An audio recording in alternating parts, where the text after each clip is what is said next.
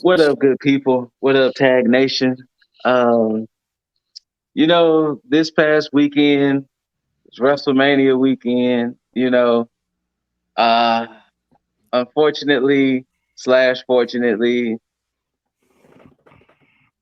Wow, however wow, how you wow, want to wow. put it. I didn't even see him wearing it like that.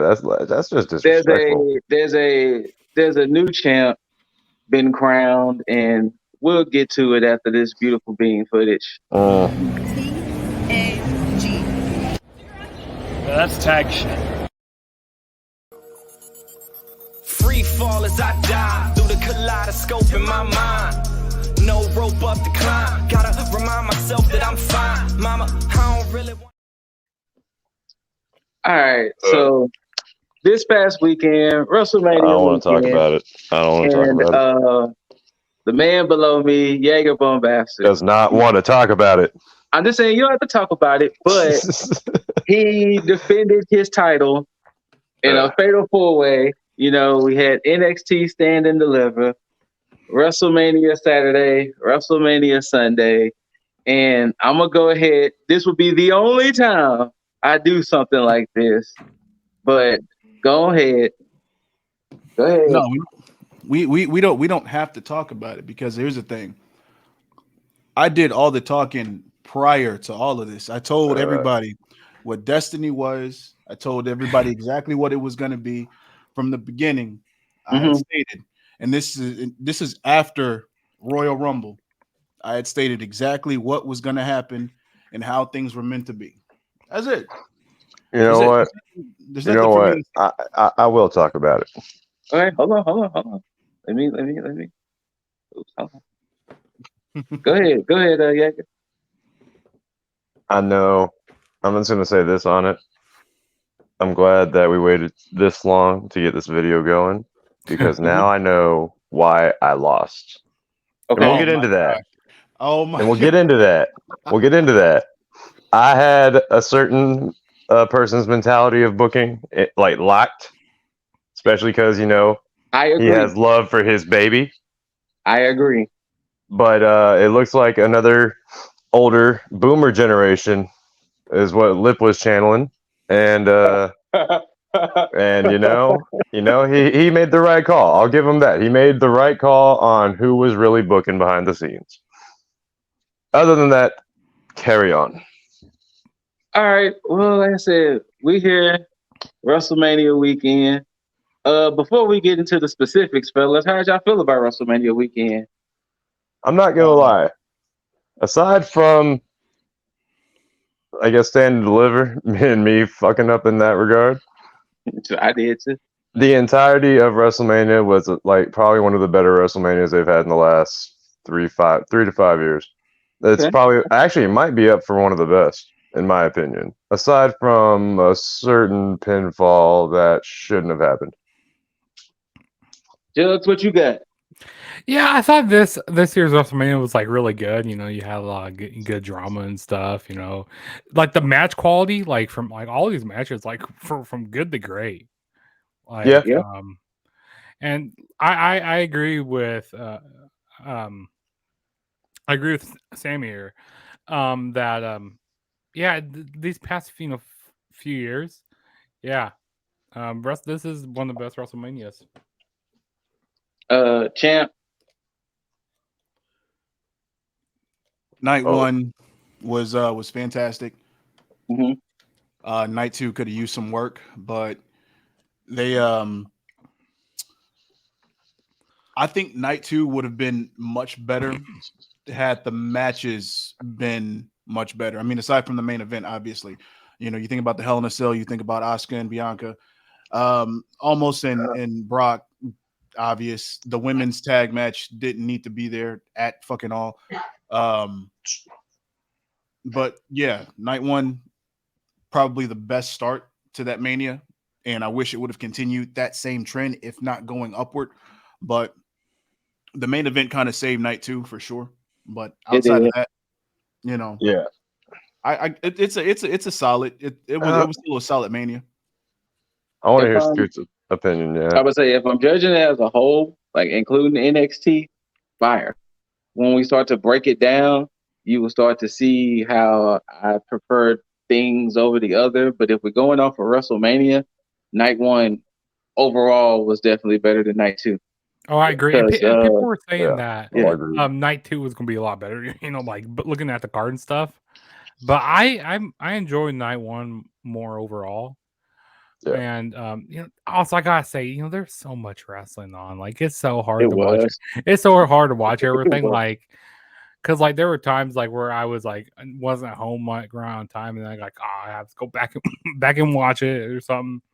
And I would say yeah, because I got to go back and still watch Ring of Honor. yeah, I watched Ring of Honor, So- which dude, that injury, and I got to mention that injury with Dante Martin. Yeah, Dante Dante Martin. Hopefully for a speedy with that Canadian recovery. Destroyer. Oh my god, that was crazy. Hopefully it's not that bad, but that looked bad. I mean, Ring of Honor. I also gotta say, Ring of Honor, Supercard of Honor is basically a 3-match show. Like, there's only 3 matches that were really worthy of watching on the show. Okay. All right. Well, hold on. I'm sorry, Dante. I really am. Right. But you're just like I said, Ray Phoenix had an arm look like a bent back paper clip. Your ankle No. look like a barely filled water balloon dangling like that. I'm sorry, and I hate it. Why you gotta do But him like hey, that? maybe Sky Blue can nurse that shit back together. Just saying. Lucky man, that is. Oh, is Dante yeah. with Sky Blue? Yeah. Yes. I didn't realize that. All right. But so now we got bent back paper clip and barely filled water balloon. Yes.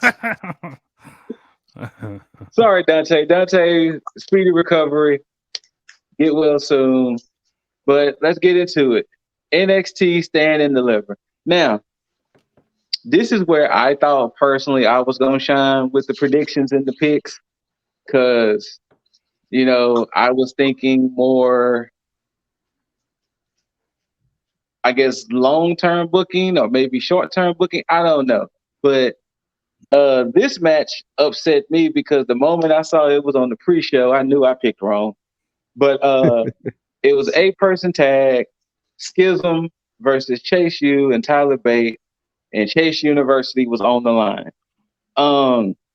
Yeah, the moment that because like I was outside walking Bella, and Ashley came to me and said, "Hey, the tag match is on." I was like, "What you talking about?" The tag match is on. I was like, "Wait, on the pre-show?" I was like, "Oh, I knew I picked wrong." Like I knew I picked wrong. The moment it was on the pre-show, it was wrong. But You go on. I would say how the match came together, it really felt like it was more for Schism to take. But Yeah. I guess they even tried to give that whole with Duke Hudson and his whole will he won't he turn situation. But all in all, it was a match. It happened. Yeah. Nah. So if anybody got anything to say, we'll just move on. Oh, I am going to be pissed. I am going to be pissed. Let me just preface by I work tonight at that weekend, so I slept through a Stand and Deliver. That's fine. But no, I am going to be pissed because they just announced Wesley is taking on Axiom for the North American title. And if Axiom wins, I am going to be pissed. You son of a bitch, Vince mother. Oh no, Axiom's definitely taking that one because that's I am going to be pissed. I'm mad already. I don't even care what the result is. I'm mad. But for sure, okay. Axiom wins, I'm pissed. If Axiom loses, I'm still pissed that you would even still tease this bullshit. Right. But opening up the show, NXT. I don't want to talk about the 8-person tag match. Oh, my bad. Go ahead. Yeah, so I hate how they put it on the pre-show. It's too. Like, WWE hasn't been doing pre-show matches, I don't know, for the longest of time. And like, for this WrestleMania weekend, like you don't need to be watching any pre-show matches. They should have had this on the regular card, and this was also Ava Rain's first match, for in-ring match. So like, why not have it on the actual pay-per-view or whatever they like? Oh, is her last name Reigns? Well, Rain. Ava Rain. Oh, Yeah. Rain. Yeah. So RAYNE. That'll change when she gets to Maine. Yeah, probably. Yeah. I mean, I just had like a feeling that also I had a feeling that Schism was gonna win, but I felt like what was his name? Not Andre Chase. Duke Hudson took a turn. I mean, he teased the turn a little bit. Yeah, he did. Then he turned back with Chase U. But yeah, this match, it was just a match and stuff. But I was just, I was upset that I was on the pre-show. But yeah. Like I said, the moment it was on the pre-show, I knew, I chose wrong picking Schism. Yep. So, and then of course, after night one, we had news that Ripper and Jagger, formerly of Grizzled Young Vets, they apparently requested their release. So, yeah, as they should. We'll see what happens with that situation. I mean, if it's still Vince, then no. Right. But to start off the show, NXT Women's Championship ladder match. The champ, Roxanne Perez, defended against Gigi Dolan, Tiffany Stratton, Indy Hartwell, Lyra Valkyria, and Zoe Stark. I knew going into this there was going to be a new champ. Because I know y'all was all picking Roxanne, and I was like, the only reason I would see them giving Roxanne to retain was the fact that promo she had with Sean Tuesday, where she was talking about how she was dealing with anxieties and she had to get over the anxieties. So let me fight, let me defend the title, and blah blah blah. And I was like, damn it. That was so cringeworthy. It's like, why did they do all that stuff like to have her just in the ladder match? Like I just don't understand. There was absolutely no reason for her to go on that, as you said, cringeworthy. But then it was funny because Sean told her, you will have the first shot at whoever's the champ. So I would have been like, all right, cool. Let them fight out in that dangerous match, and I'll get. Yeah, right. like let them fight. Like, I think her anxiety is worse now after her losing. Like this made her anxiety go up even higher. Oh my god! What if?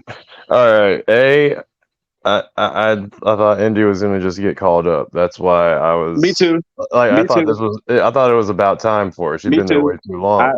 Otherwise, I would have picked her. I'm not gonna lie. But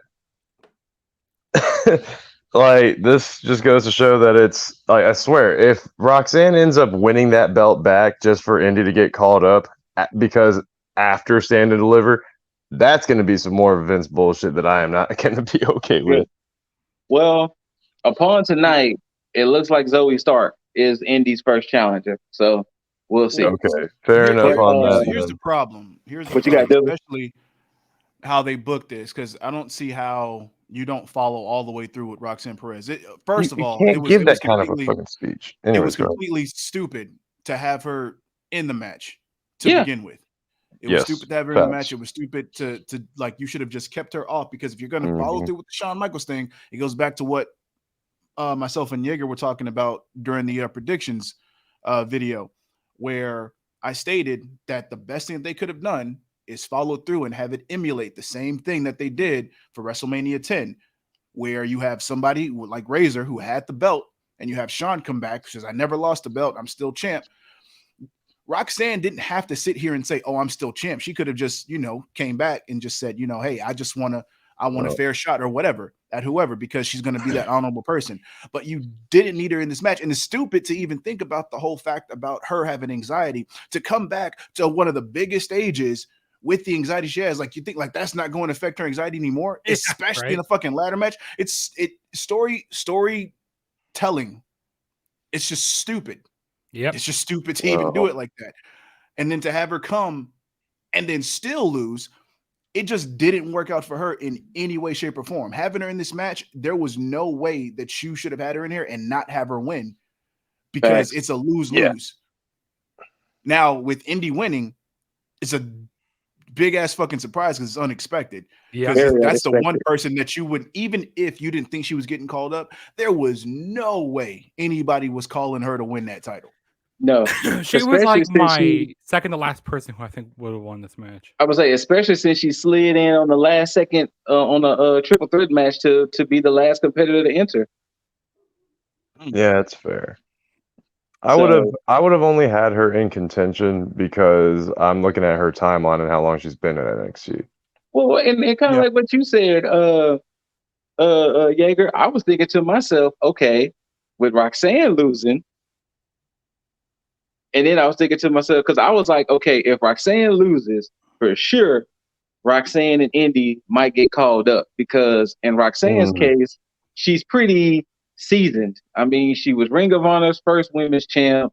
She wrestled with Book in his promotion.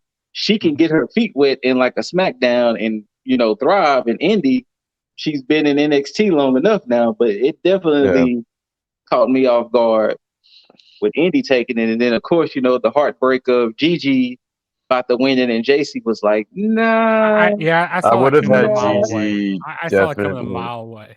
What, JC coming in? Yeah, because JC if she's James not in the coming. match, she's definitely going to interfere. Yeah. Yeah. Like that feud is far from over. Hell, to be honest with you, I wouldn't have had mine Zoe Stark winning. I would have had JC Jane in the match instead of Gigi and had JC win. To just Yeah, go that off, was go weird that off. they had Gigi beat JC to qualify. Because then for you could the have match. Gigi off of TV the same way you had Roxanne Perez. You have JC win the title just on heel shit to follow that momentum and have her kind of carry on and do shit. Then you have Gigi come in, and then you have her beat Gigi, and then you have Roxanne beat JC.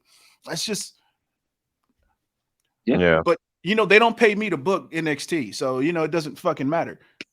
Michael Well- Hickenbottom higher Dizzle. Well, the way it might go, they might not be paying Sean to book it anymore either. So, Well, clearly, Right. next match we had the NXT Tag Team Title Triple Threat: Gallus, the Gallus boys on top, the Creed Bros, and we had Tony D and the Underboss, Stacks. Going in this match, it did not feel like Gallus was going to lose those belts. this went the way it was supposed to go. Yeah, it did not feel like Gallus was going to lose coming into this match, because especially with Gallus kind of just winning the titles like at the last event, which was Deadline. thank you. Mhm. No, yes, Deadline. Sorry, yes, with them winning at Deadline in a Fatal 4-Way match, it kind of felt like, you know, I don't think Gallus is gonna lose it that quick. Now I Actually, did no, make it wasn't Deadline. Sorry, it was that one in Portland. No, not Portland. What was it? Oh God, I can't remember. I thought it was Deadline. No, Deadline was in December. They did one in February. Oh, right, they did. Oh, Vengeance Day. Vengeance Day. There we go. I That's what it was. admittedly went for the underdog. That was in North Carolina. Yeah. Now, don't get me wrong, because you went for Stacks and D'Angelo. That wasn't a bad choice either. Because I feel like they were I feel like they're like an over team right now. I feel like, you know, they're really deserving of winning the title. So that wasn't a bad choice either. And I feel like the Creed brothers are going to be getting called to the main roster very soon, because they're definitely Man, doing something. They got to be like Gable's rivals, or Gable's got to join them or something whenever they get called up. I can somewhat see that, especially if Otis officially becomes Otis. I can see the Creed brothers enrolling in Alpha Academy. I mean, and kind of have Gable's own little personal world's greatest tag team type of situation. That'd be cool. That would work. Dizzle, you got anything to say? No, it went the way that it should have gone. Oh, was it Mark? Not Mark. Joe. Joe Coffey made his return. And, tag team titles. Yeah, I mean, wait, who made their return? Joe Coffey. Joe Coffey. Yeah. He's finally off suspension, I guess. So now this match, this next match, Oh boy. Oh man, Okay. that was a crazy banger. The North American Championship Fatal 5-Way. The champ Wesley defended against Dragon Lee, Axiom, Ilya Dragunov, and JD Madonna. This was 100% match of the night, by the way. Mhm. I enjoyed every bit of this match because I love the fact that you had the high flyerness. I love the fact that you had the technical aspect, the grappling aspect. Like, I enjoyed every bit of this match. And, you know, I even told Ashley, I love the way it ended with Wesley hitting that cardiac kick around the same time as everybody collided. And I was like, that's a sexy way to retain your title. That was sexy. But if you lose that title tonight, I'm going to be pissed. That's all I'm saying. There was some off bits in the very beginning of the match, for sure. Before everything kind of got rolling, but once things got rolling and people start getting their spots in, that's when it ramped up for me. And Wesley is a fantastic, unexpected North American champion. Oh, absolutely. Because had the release of Nash Carter not happened, I don't know if we would have gone this direction with him. I think they would have solely boxed him into the tag division. Yeah. And I think that would have transitioned over to the main roster where they probably would have fizzled out in some way, shape, or form. But I think this situation for him works perfectly, almost in a Kofi Mania sense. Not necessarily to that extent, but to the extent of it basically being how you only view him in this area, but now his avenues has opened up so much to where he can go basically anywhere and be slotted in perfectly without it feeling weird. Because right now you have a potential up and coming star on your hands for the main roster if it's played right. I mean, not now, given certain situations, but yeah, his stock has risen. I'll say that. Oh yeah, I 100% agree. Anything else anybody want to say about the Fatal 5-Way before we move on? It was pure fuckery. I gotta say that. Like it was crazy stuff. Like you said, best match of the night. Justice for JD McDonough for sure. I call him. He gonna get his one day. Justice for JD deserves something. Justice for Mini something. Maybe when Breaker drops it. But we had the next match, which is the unsanctioned match. Johnny Takeover, aka Johnny Wrestling, Johnny Gargano versus Grayson Waller. I got a problem immediately because I didn't know the match card order. Why is the unsanctioned match not the very last match? Because it was the world title match that was last, and it was. No, I'm just saying. Regardless, that's usually. I get what you're saying, but I guess they didn't want to follow AEW to a T. So I mean, I'm just saying. To be perfectly honest with you, I ain't like this match. I wasn't. I don't know if it was the fact that the way it just turned out, but I wasn't the biggest fan of this match. It wasn't one of Johnny's best matches, especially since he's Johnny Takeover. It something felt off with this match. Well, it's simple. I mean, well, for me looking at it objectively, it's the story itself made sense. Yes. The execution was the problem, and that's because, and this is the main thing. It's because of who's involved. Johnny is involved.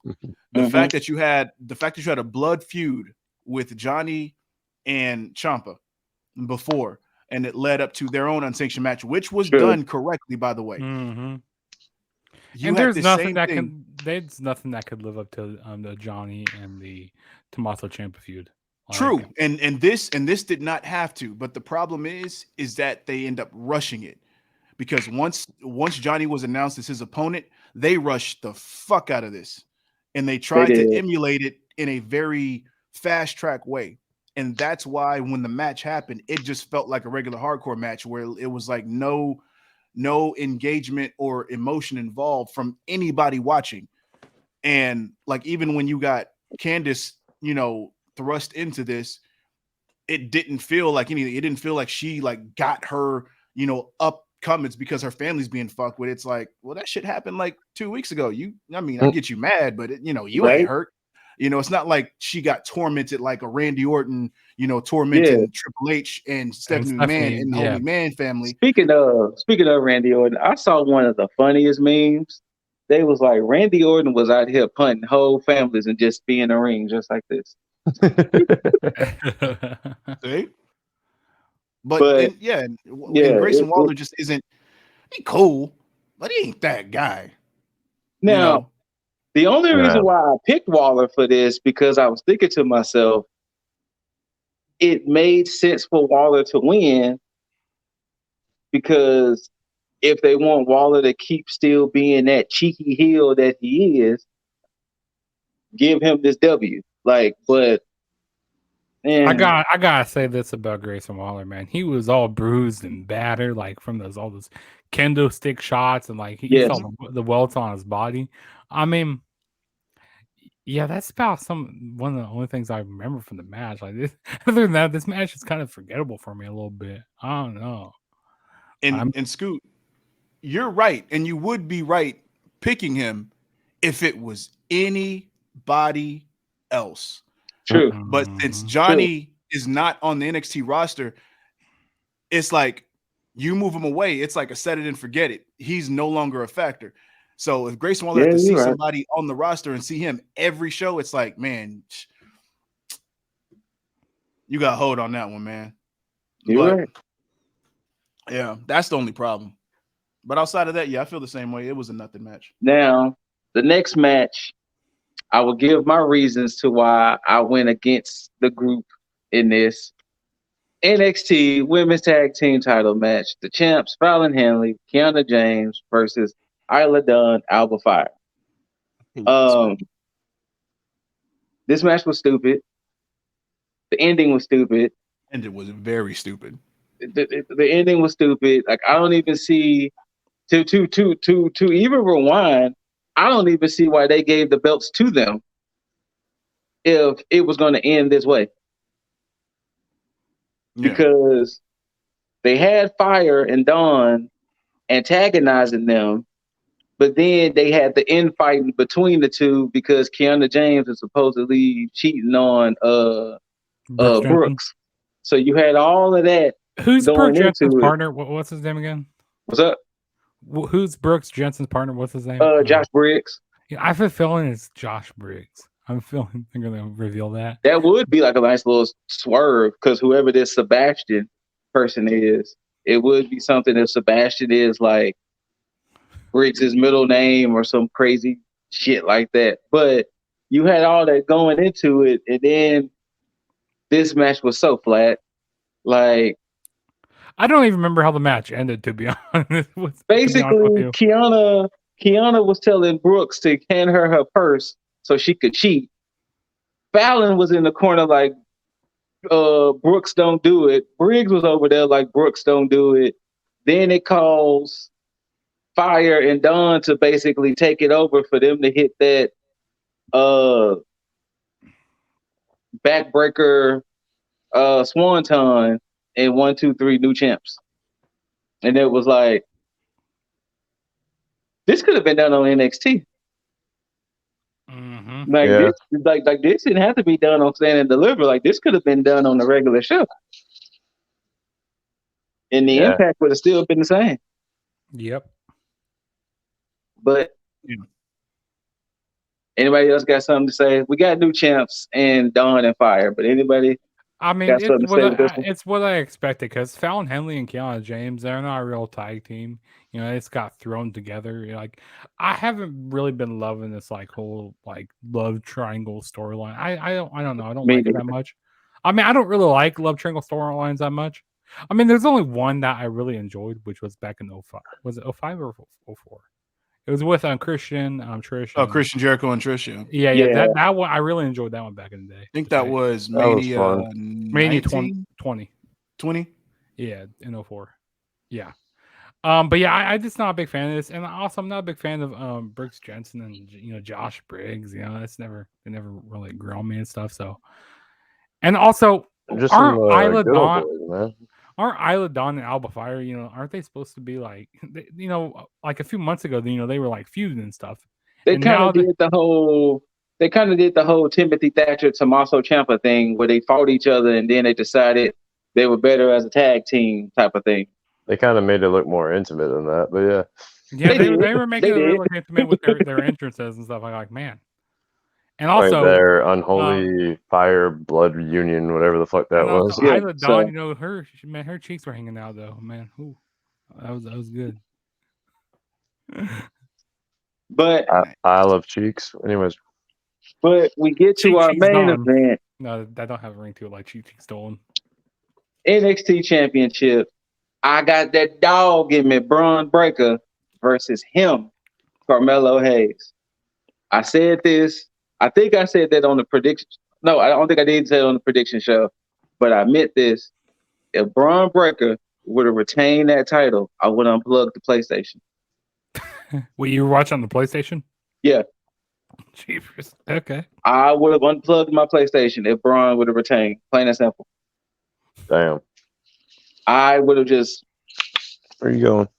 I mean, you should have. Okay, so I was doing a live stream on what night was it on for Mania Night 2. And yeah, my buddy, he was actually we'll get into that later because I don't want to spoil anything. For people who haven't seen. I'll wait to get to it. But yeah, you keep going on.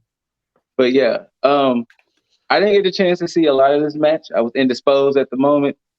But the ending part I saw, of course, was Melo, because when he shoot, he don't miss. And from the highlights I seen, it was pretty back and forth. It seemed almost kind of like a typical Braun Breaker match in a sense, but which is funny because now that makes him 0-2 at Stand and Delivers, because he didn't retain against Dolph, but won the belt back at Raw, which was weird. And then this year he lost the belt to Carmelo. So, but Carmelo is him. he is him. Go ahead, This what you got?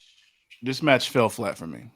Yeah. Also, I hate the ending, like with Trick Williams getting involved, and then after and then they have Carmelo Hayes winning, and then after the match we have Braun Breaker, basically just handing the title, like showing Carmelo Hayes a respect. Like after you're getting attacked, like Carmelo Hayes went cheaply.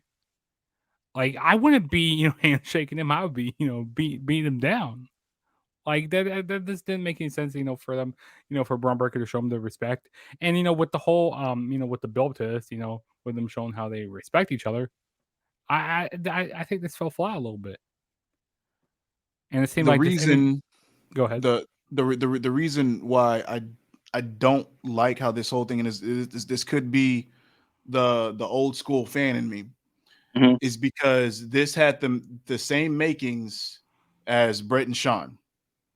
Okay. At Mania. Because the way that they built this is like it was a long time coming with these two, and everybody was waiting for this matchup. Firstly, Trick Williams shouldn't have been ringside. When the entrance happened, I honestly thought he was going to send a Trick to the back, as he should have. And whether you're a face or because thing is the making of this match is bigger than your alignment on where you are, whether you're face or heel. Because it's just about the competition and the way that the way it was built up.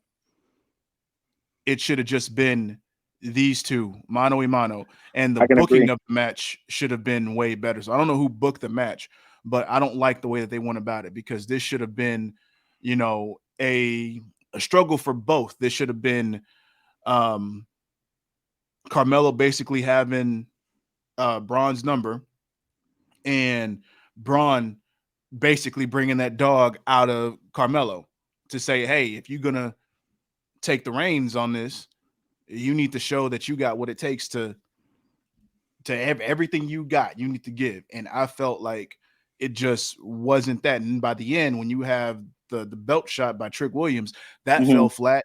Then the ending after that fell flat because it's like, I got hit with a belt. Why would I hand you a title and not deck Yeah. Trick Williams, because you caused me this shit. Mhm. So it's and then to have Carmelo not even do anything regarding that, like, hey, this is supposed to be my shot. You could have easily fixed that by having him take that shot and then having Carmelo be like, yo, I need to win this on my own, like, and then allowing Braun to get up and then them just going at it from there. It's a lot of holes in the whole match for me, and that's why I didn't really like it. That's why the whole thing, I'm like, I'm not convinced now, so. But good on Melo for finally getting his due. Yeah, that was my thing. It was just good on Melo because it was about time for Braun to go ahead and lose it, because I mean, if he would have beat Carmelo, then I was like, okay, I definitely couldn't see who was gonna take that belt off you. Absolutely. Right. But Cameron Grimes Going honestly, straight. I thought he was gonna debut last night. Going straight to the man. job. But that was NXT Stand and Deliver. All in all, it wasn't a bad show. I did enjoy the women's ladder match. I did enjoy the Fatal Five Way.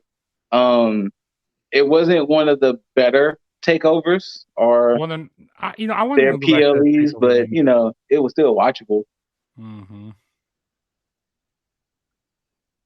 Yeah, It was a show. I agree.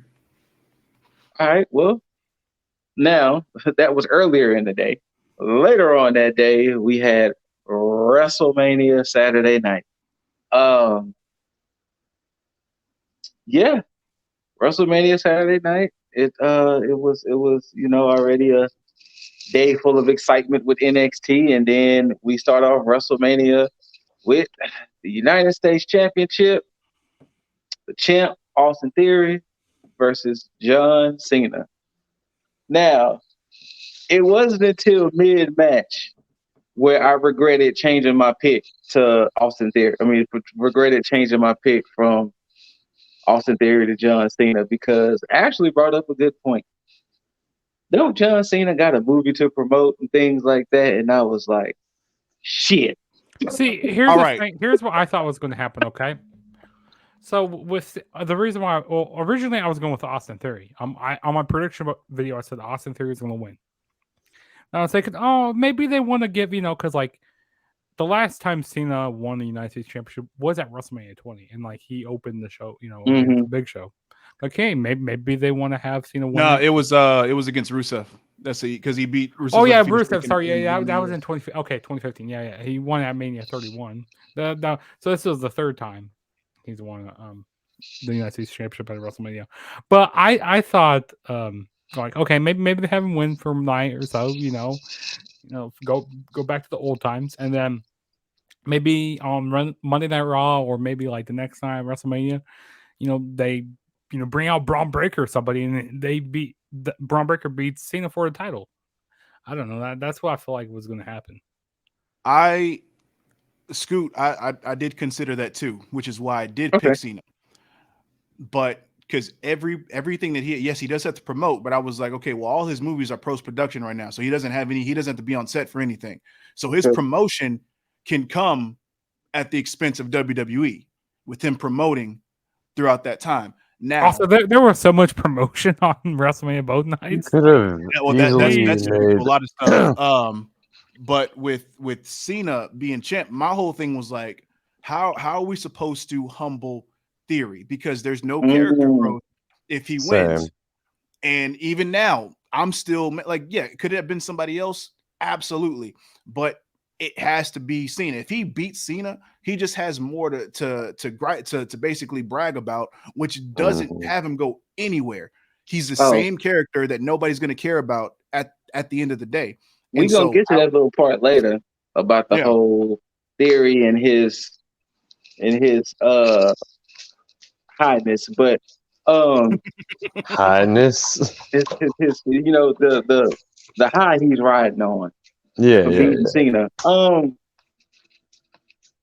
I'm glad they started the show. Yeah. It would have been like somewhere in the middle. I would have been like kind of but since it started the show, it was like, all right, that's cool. Because I mean, at the end of the day, I thought the match was just cool. Like, and also, Cena didn't look like he didn't look like he was like he kind of like gassed a little bit. Like he did seem like he really wasn't in his right strides and stuff.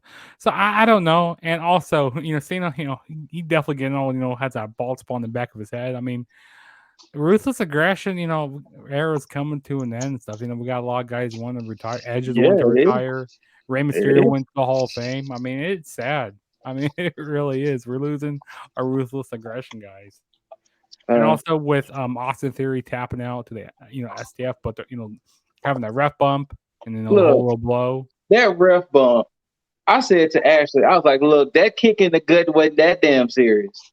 Look, from now on, y'all have the performance center.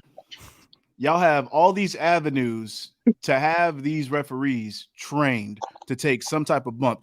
These outdated soft tap bumps that's putting these referees out for like half the fucking match needs to be just completely eradicated and done for. We need some more beefed up refs that can take bumps and be knocked the fuck out believably.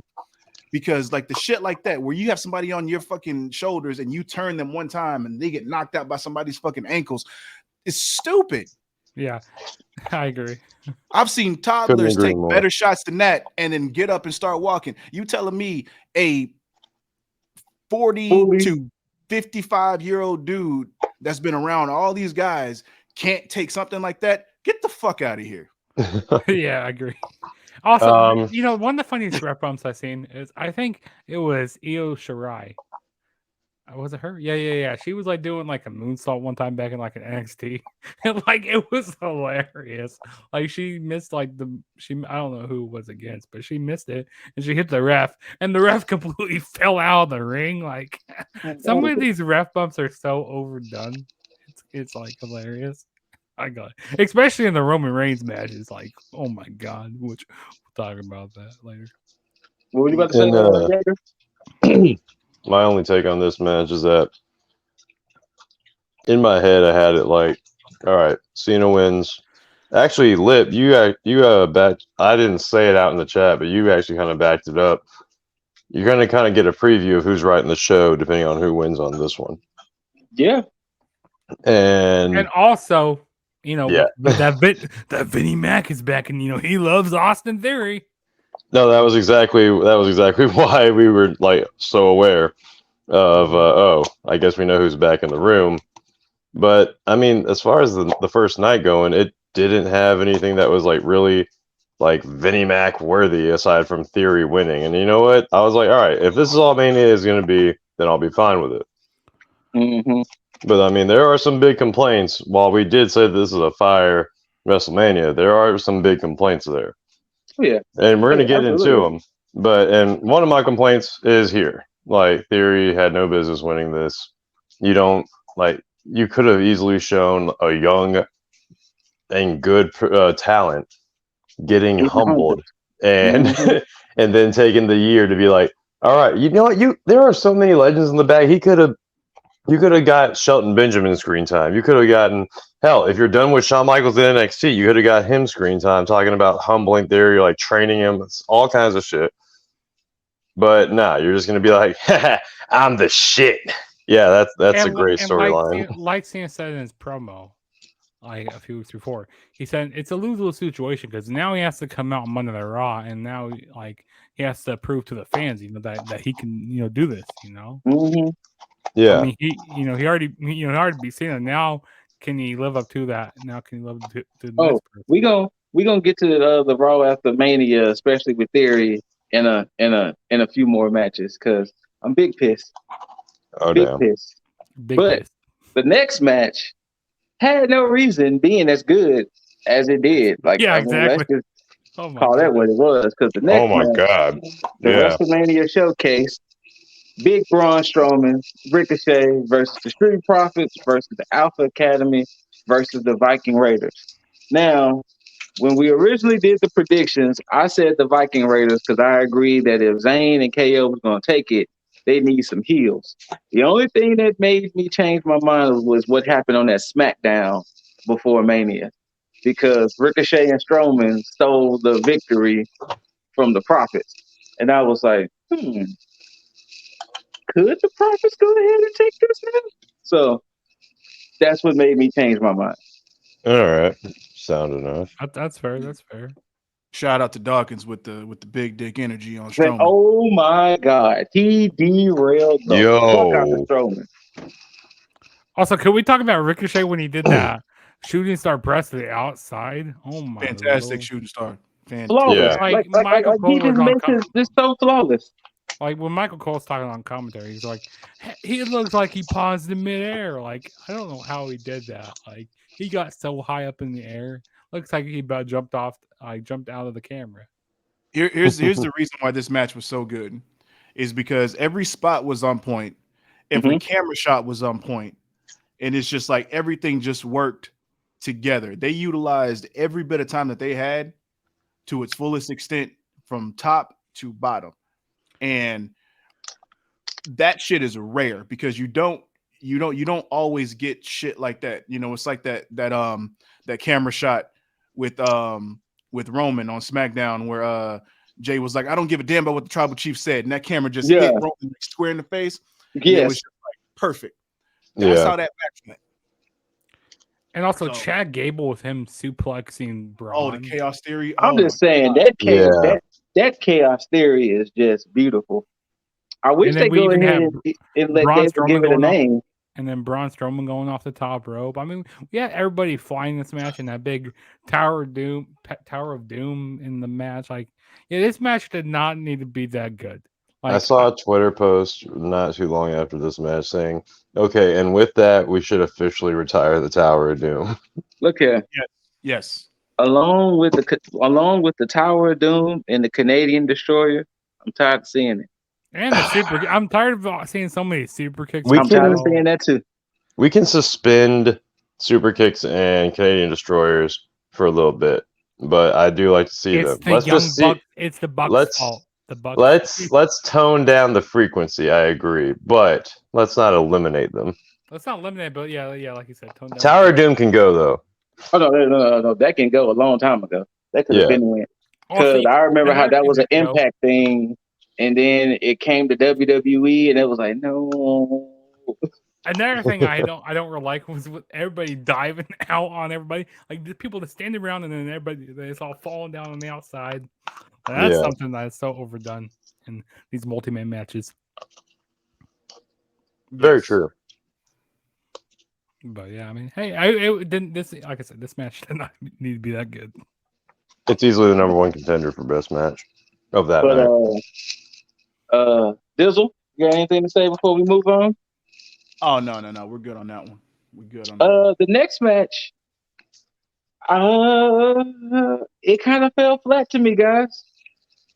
And that was Seth freaking Rollins and Logan Paul. Oh, come on, man! I said what I said. Come on, man! I said what I said. You gonna really just like besmirch and disrespect the King of Drip that way?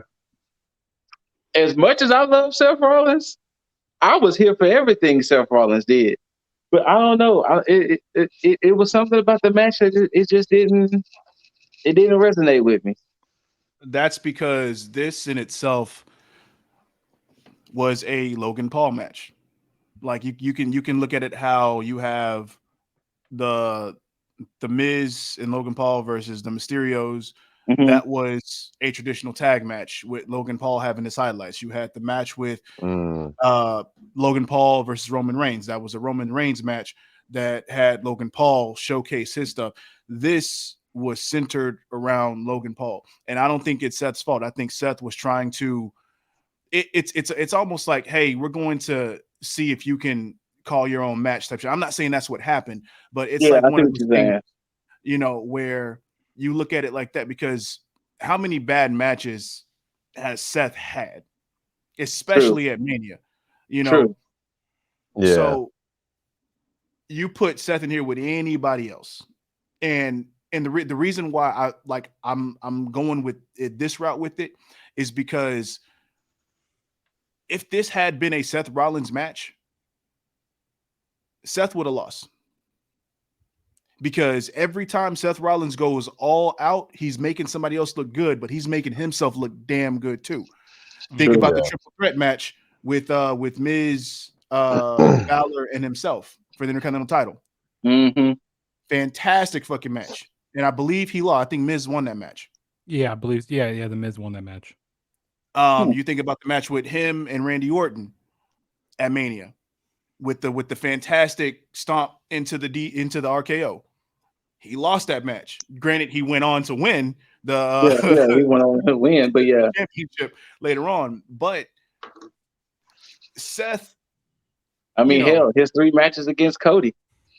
Exactly, and so a reason why I was going with Seth was because, like, well, he lost at 38, of course, to Cody, and then he lost at 37. Wasn't that to no, that wasn't the Bray. Who was it that actually was it Bray at 37? 37. Who was 37? No, it wasn't Bray. Oh gosh, no, I can't remember. But I remember him losing at 37. No, Cesaro. He lost to Cesaro at 37. Yeah, that's who it was. I didn't see a world where Logan Paul was going to win this.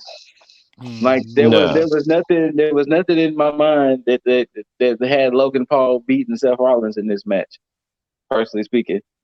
So yeah, and yeah, I mean, honestly, maybe contrary to y'all's belief, but I thought it was a solid match. Yeah, like I think there was another match that was like a little lamer compared to the rest, but I thought this is like as far as what it was from the fits, like Logan Paul doing his 90s X-Men Wolverine. Now, you talking about the outfit? Yeah. Oh, no, I was mad about him doing the Shawn Michaels. That motherfucker does not deserve to do the Shawn Michaels. that was some bullshit. Yeah. But aside from him doing that, yeah, no, his Wolverine fit was solid. I'm not gonna lie. Right, Marvel, you should jump at him though for some copyright. Seth coming out like a true heartbreak kid. that was dope to me. But no, the match was fine. There was nothing, in my opinion, nothing wrong with the match. Even with KSI interfering, he still went through a damn table, so that was hilarious. And apparently, he got injured. Like he got taken to the medical facility. Did he really? Yeah. Oh shit. Yeah. I would say it's going to fall in the middle for me as far as matches go, but it just wasn't. It wasn't one of my favorites. It ranged in good for me. Looking at it from an athletic standpoint, I thought the match, it was very fine. It was fine. I also like when Logan Paul, he has great athleticism. Jumping up to the top rope, that's nice. And the whole KSI stuff that was interesting. I mean, I knew who KSI is, but like I don't really watch like all his YouTube and stuff. But that was a nice frog splash that Logan Paul did. The right guy went over here, Seth Rollins. 100%. He deserved to get a Mania win. He hasn't had one for a while. I mean, it was a fine match, but I agree. It kind of falls around the middle for me. It's not my favorite. I'll be 100% honest. There was no world where I was picking Logan Paul to win. And exactly. There is no world where I picked Logan Paul to win. Yeah, especially in this situation. Yeah. But the next match, I still don't know how I feel about this match overall, but Trish Stratus, along with the women's tag team champions Becky Lynch and Lita versus Damage Control. I'm gonna let y'all take it away. This match that I did not give a shit about. This was the match I was so mad that I was being forced to watch to get to the other good shit later. This was the match that, god damn it, should have been Trish and Lita dropping those belts to Damage Control. And then like honestly, I would have been fine with a Becky and Bayley grudge match on Mania. That would have been fine. But god damn it, this should not have even been on the card. I did not give a shit about who won because it meant absolutely nothing. All this does is net hurt Damage Control. Yeah, it very much so hurt Damage Control. Yeah. Oh, please enlighten me. This match went on way too long for my liking. Man, this match felt like it was like going on for 20 minutes, but it went like 14 minutes, which, like I said, was way too long. Trish Stratus, she looked like a robot out there. She's like going through her moves. She about to pop out of her freaking fist. But her attire, kind of going back to that WrestleMania 21 attire, that was pretty nice. Yeah. Damage Control, they're damaged at this point. I mean, and that's a pun intended. They're damaged at this point. I don't see him come back from this. It's like I wanted to see damage. Yeah, Yeah. we're talking about it, man. I don't see Damage Control coming back from this, and like it's unfortunate because like Bailey, she's so good, and like it's just I don't understand. But that manhandle slam off the top rope, that was a nice spot in the match. Them hitting their finishers. But yeah, I don't understand this whole match. Like I could have just saw this like on a Raw, to be honest with you. That's what this felt like. I mean, you saw a variation of it the past 3 weeks, I'm sure. True. Dizzle, you got anything to say? Yeah, all this match showed me was that Becky chose the wrong person to be her tag partner to hold the titles with. I love Lita, but it's done. It's done. For Hang her. him up. Hang him up. Now, it's like what was the point? What was the point of bringing them both back? Like I honestly think Trish and Lita was supposed to be the tag team champions. Correct. But I think something happened with Trish and her schedule, and they just pivoted to make it Becky and Lita. But I think it was supposed to be Trish and Lita. Here's the problem. This is what happens when you take a storyline and you try to implement said storyline past its expiration date. This was supposed to happen, I believe, 2 years ago with Trish and Lita. Mm-hmm. And, really? Yeah, mm-hmm. and they didn't pull the trigger on it, and they should have, because they were both amped up, ready to go for this, and they waited too long. And now this is what you get. You get a situation like this where you take the mystique out of what could have been, and then you allow things to start showing its age, i.e. Lita. She can only hide so much.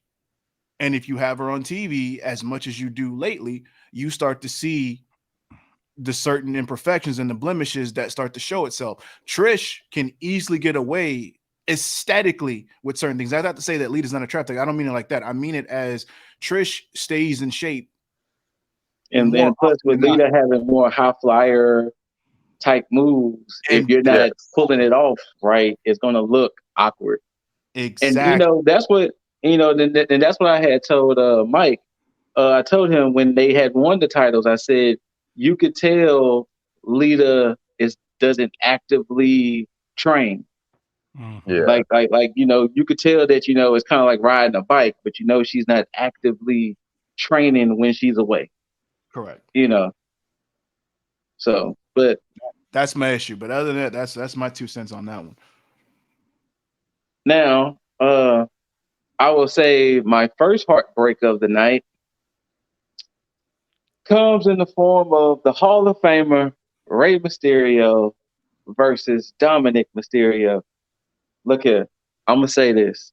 Prison Dom here. I don't care what anybody says. I am here for Dominic Mysterio. He is my kind of heel. 100%. The way he did, now I'm gonna say this. I'm pretty sure that was one of the most difficult things he had to do at the Hall of Fame ceremony. Because at the Hall of Fame ceremony, him, Priest, and Rhea didn't stand up when Ray came out. And then, of course, when Ray started talking, they walked out. So I'm pretty sure that was one of the harder things Dominic, actually probably all three, had to do, because, I mean, it is Rey Mysterio. But Dominic's entrance, give that man that W. Coming out on that paddy wagon and all that with his, being, with the Rey Mysterio mask on it. That looks like the mask that Rey Mysterio wore back at, what was it? Halloween Havoc against 97. Yeah. Yes. Look like that. Now, I appreciate Ray coming out with Snoop and the Lowrider, them hitting Eddie G's music, and, Ray doing his thing, his tribute to Great Muta with his mask and everything. But Dom should have won this. Yeah. The only issue that I have about Dom, and this is not WrestleMania related, is that in the very beginning, how he is portraying himself now is how I wanted him to embrace things in the beginning, Okay. because I think he would have been way more believable to everybody versus looking like a joke, because now you have a lot of people that's turning around on Dom, Mm-hmm. you know, and actually appreciating what he's put the table on this. Now, I'm pretty sure it had a lot to do with Balor, Priest, and Rhea influencing him being with Kind Judgment of Day and helping stuff them like out. that. Yeah. But like Dom has the same opportunity that a Wes Lee has, but from a character standpoint versus an in-ring standpoint.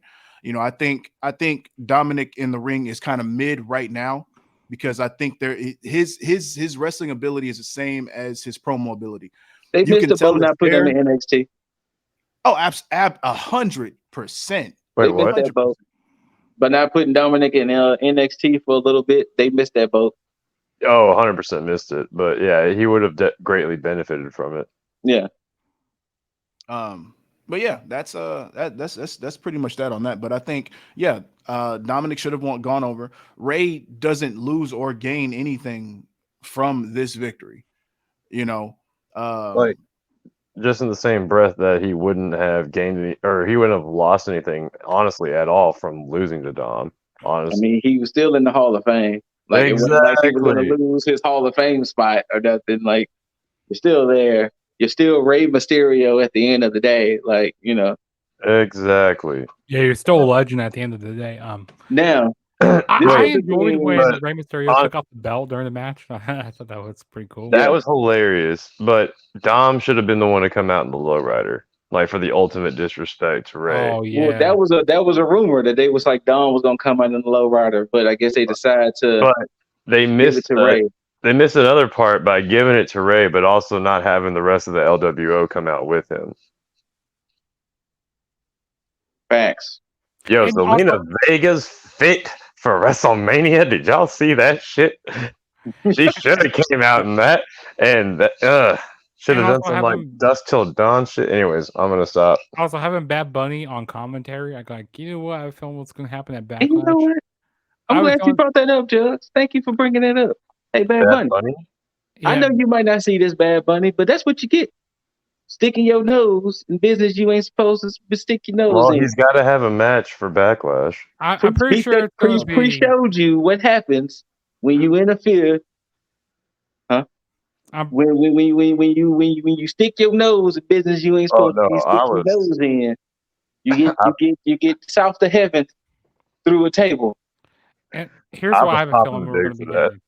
That was hilarious. I feel that we're going to be getting the Judgment Day versus like Santos, Ray, and it's happening at some point too. But it's gonna be the LWO with the Bad Bunny. Yeah. Hold on. Well, no, I don't think it's gonna be that. But I will say, before anybody watching this tries to say I'm contradicting myself with this and then the Austin Theory and Cena thing, it's not the same. It's not the same. Were you thinking about it like that? Because you're gonna have people that try to dissect it a certain way. So okay, well, you wanted Austin Theory to lose. How come you don't want Dominic to lose? Because there is a bigger story at hand with Dominic. Ray is still actively there. Cena is not. Mm-hmm. Cena's not going to be there to completely humble him. You have a whole lot of moving parts with Dominic's growth. Especially adding in the LWO factor, which I had talked about in messaging. You have a lot of things that you can do with Dominic that can humble him along the way. He doesn't need to be humbled right now. He needs to be an asshole. He needs to be a fucking heel. He's not being put as getting titles. He's not being put in a position where nepotism is playing a factor in anything that he's doing. So he doesn't have to benefit he doesn't have Vince McMahon patting his back, being like, oh, there you go. He doesn't have it. And this is why it works, because he's defecting from his dad. You know, so he's trying to do the opposite, which is why it works so well. You know, it's almost like you have Ray trying to get him to benefit from Ray, being like, oh yeah, you got your father this. I don't want to be a part of that. I want to do my own thing. That's why it works so well. And that's why he should have won. So take it that way. Now, but that's it. Now to kind of put a pin in earlier. Then on Raw, you had Austin Theory beat Ray like it was nothing. Yo. No. Yo, so my buddy and I that were watching it were just like, What the fuck is Austin Theory about to be? Like a Legend Killer 2.0? I Like, don't know. why If you the say they fuck? might. No, but why? Why? That is not the angle Theory needs, Legend Killer. No. You know what? Fine. If you're gonna give it to him, then you better have Randy Orton be the one to fucking humble him. And look, Ashley was just saying that to me. She was just whispering that to me that Randy Orton could come back and be the one to humble him. Humble Theory. You know Yeah. what? If they're gonna go that angle, because watch, if fucking Theory beats another goddamn legend like that, then yes, then that's the angle that they are probably going with. And Orton better humble the fuck. I want to see that kid get punt kicked. I want to see him get stomped. I want to see like 3 RKOs from different angles, one from the top rope, one from the fucking like holding him up in the middle rope, and I want to see one more pop up one just to shut him the fuck up. Damn, he won't Theory Yes. mush. Nah, I want Theory on a spike right now because that dude should not have won at Mania. Also, And I gotta especially give a to shout win out on Raw. you know, Dominic Mysterio with him throwing the water in the face or whatever the drink was in the face of Aaliyah. You know, shout out to MJF there. You know, with him doing that back at Revolution, and also, you know, I can't relate. You know, when him telling his mother to shut up. Like if I ever told my mom to shut up, my ass would have been beat. Like nah. I'm just saying. I'm surprised a chocolate didn't magically show up in Angie's hand. Just be like, what? Wow. But I mean, Ray did whoop him mid-match too. So you know, Ray did take his bet off. But did y'all know that that's apparently Dom's IRL girlfriend that was next to his mom and his sister? That's what I figured. That much. It makes sense. Mm-hmm. Okay, but yeah, Dominic should have went over, but this next 100%. match, I don't know about y'all, but this was one of my favorite matches of both nights. SmackDown Women's Championship, Charlotte Flair, Rhea Ripley. I was like, these ladies put on a show. Main event. It was better than I thought it was going to be, but these ladies put on a show. Yeah, but I feel like a lot of that was to Charlotte's controversy that she stirred up afterwards. Well, and also too, Ashley's theory was that they were supposed to be the main event, so it was like let's show them why we should have been the main event. No, exactly. That's what I was getting at. Oh, okay. Yeah. She there was apparently an article that came out after Mania about Charlotte, and they got a quote from Sami Zayn about it too. But Charlotte was over here just trying to make claim that like, okay, so 99.9% of men's Royal Rumble winners are the main event of WrestleMania. And like, why the hell aren't the women's main event winners then the main event of night one? And she's trying to say that, and she's trying to make the case that this story with Rhea is 3 years in the making. Like, ma'am, it's not. Let's just be honest. It's not. Y'all done moved on and then came back. It's just how fate works as far as booking goes. Now, let's not try and over credit. Now, anything that dealt with that whole bloodline situation, that was hotter than fish grease. Yes, exactly. And they got a quote from Sami on it. They got a quote from Sami on it too, going like, "Hey, look, it just came down to the booking and the better story." And this story is fucking fire. It's been fire for a year. But go ahead. Look at it this way. Let's rewind our minds back to 2019.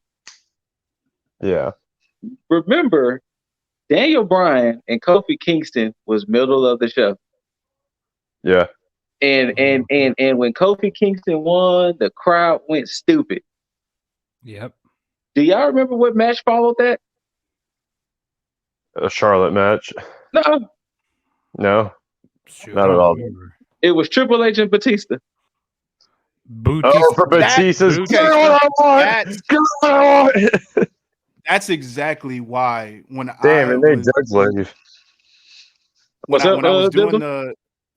was doing the tier list for Mania, and I seen that Triple H and Batista was on one of the matches, I was like, I do not remember this fucking match happening. Because you know why? We were so emotionally drained after the Daniel Bryan and Kofi situation. Let's not forget when Undertaker and Shawn had their legendary match. You know what match was right after that? Orton and Trips. And Triple H is getting the fucking Now, if Daniel Bryan, sorry, wrong people. If the bloodline, if the Usos took on KO and Zayn, second to last, no one would have gave a shit about this match. Yeah. Because the emotional factor would have been drained at the fact that KO and Zayn took the tag titles. You would have heard the words, I don't give a shit about this Ripley Charlotte Flair match because I was so invested in. Yeah, you would have definitely heard me go like, yeah, I didn't really care about that match afterwards. Yeah. That's fair. That's what, and you see, and that's what Charlotte needs to understand, that she doesn't need to be this fucking spotlight all the damn time. No one would have cared about this match if it was the main event. I'm 100% sorry. Agree. As no, there's nothing to be sorry for. No one would have cared.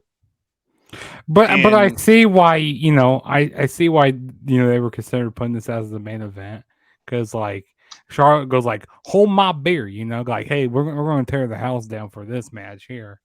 And this match was a barn burner. Like, oh, no, it was good. I mean, like there was one point in the match that Charlotte got dropped on her face. Yeah, Charlotte, when she took that German suplex, she'd land on her neck. That looked dangerous.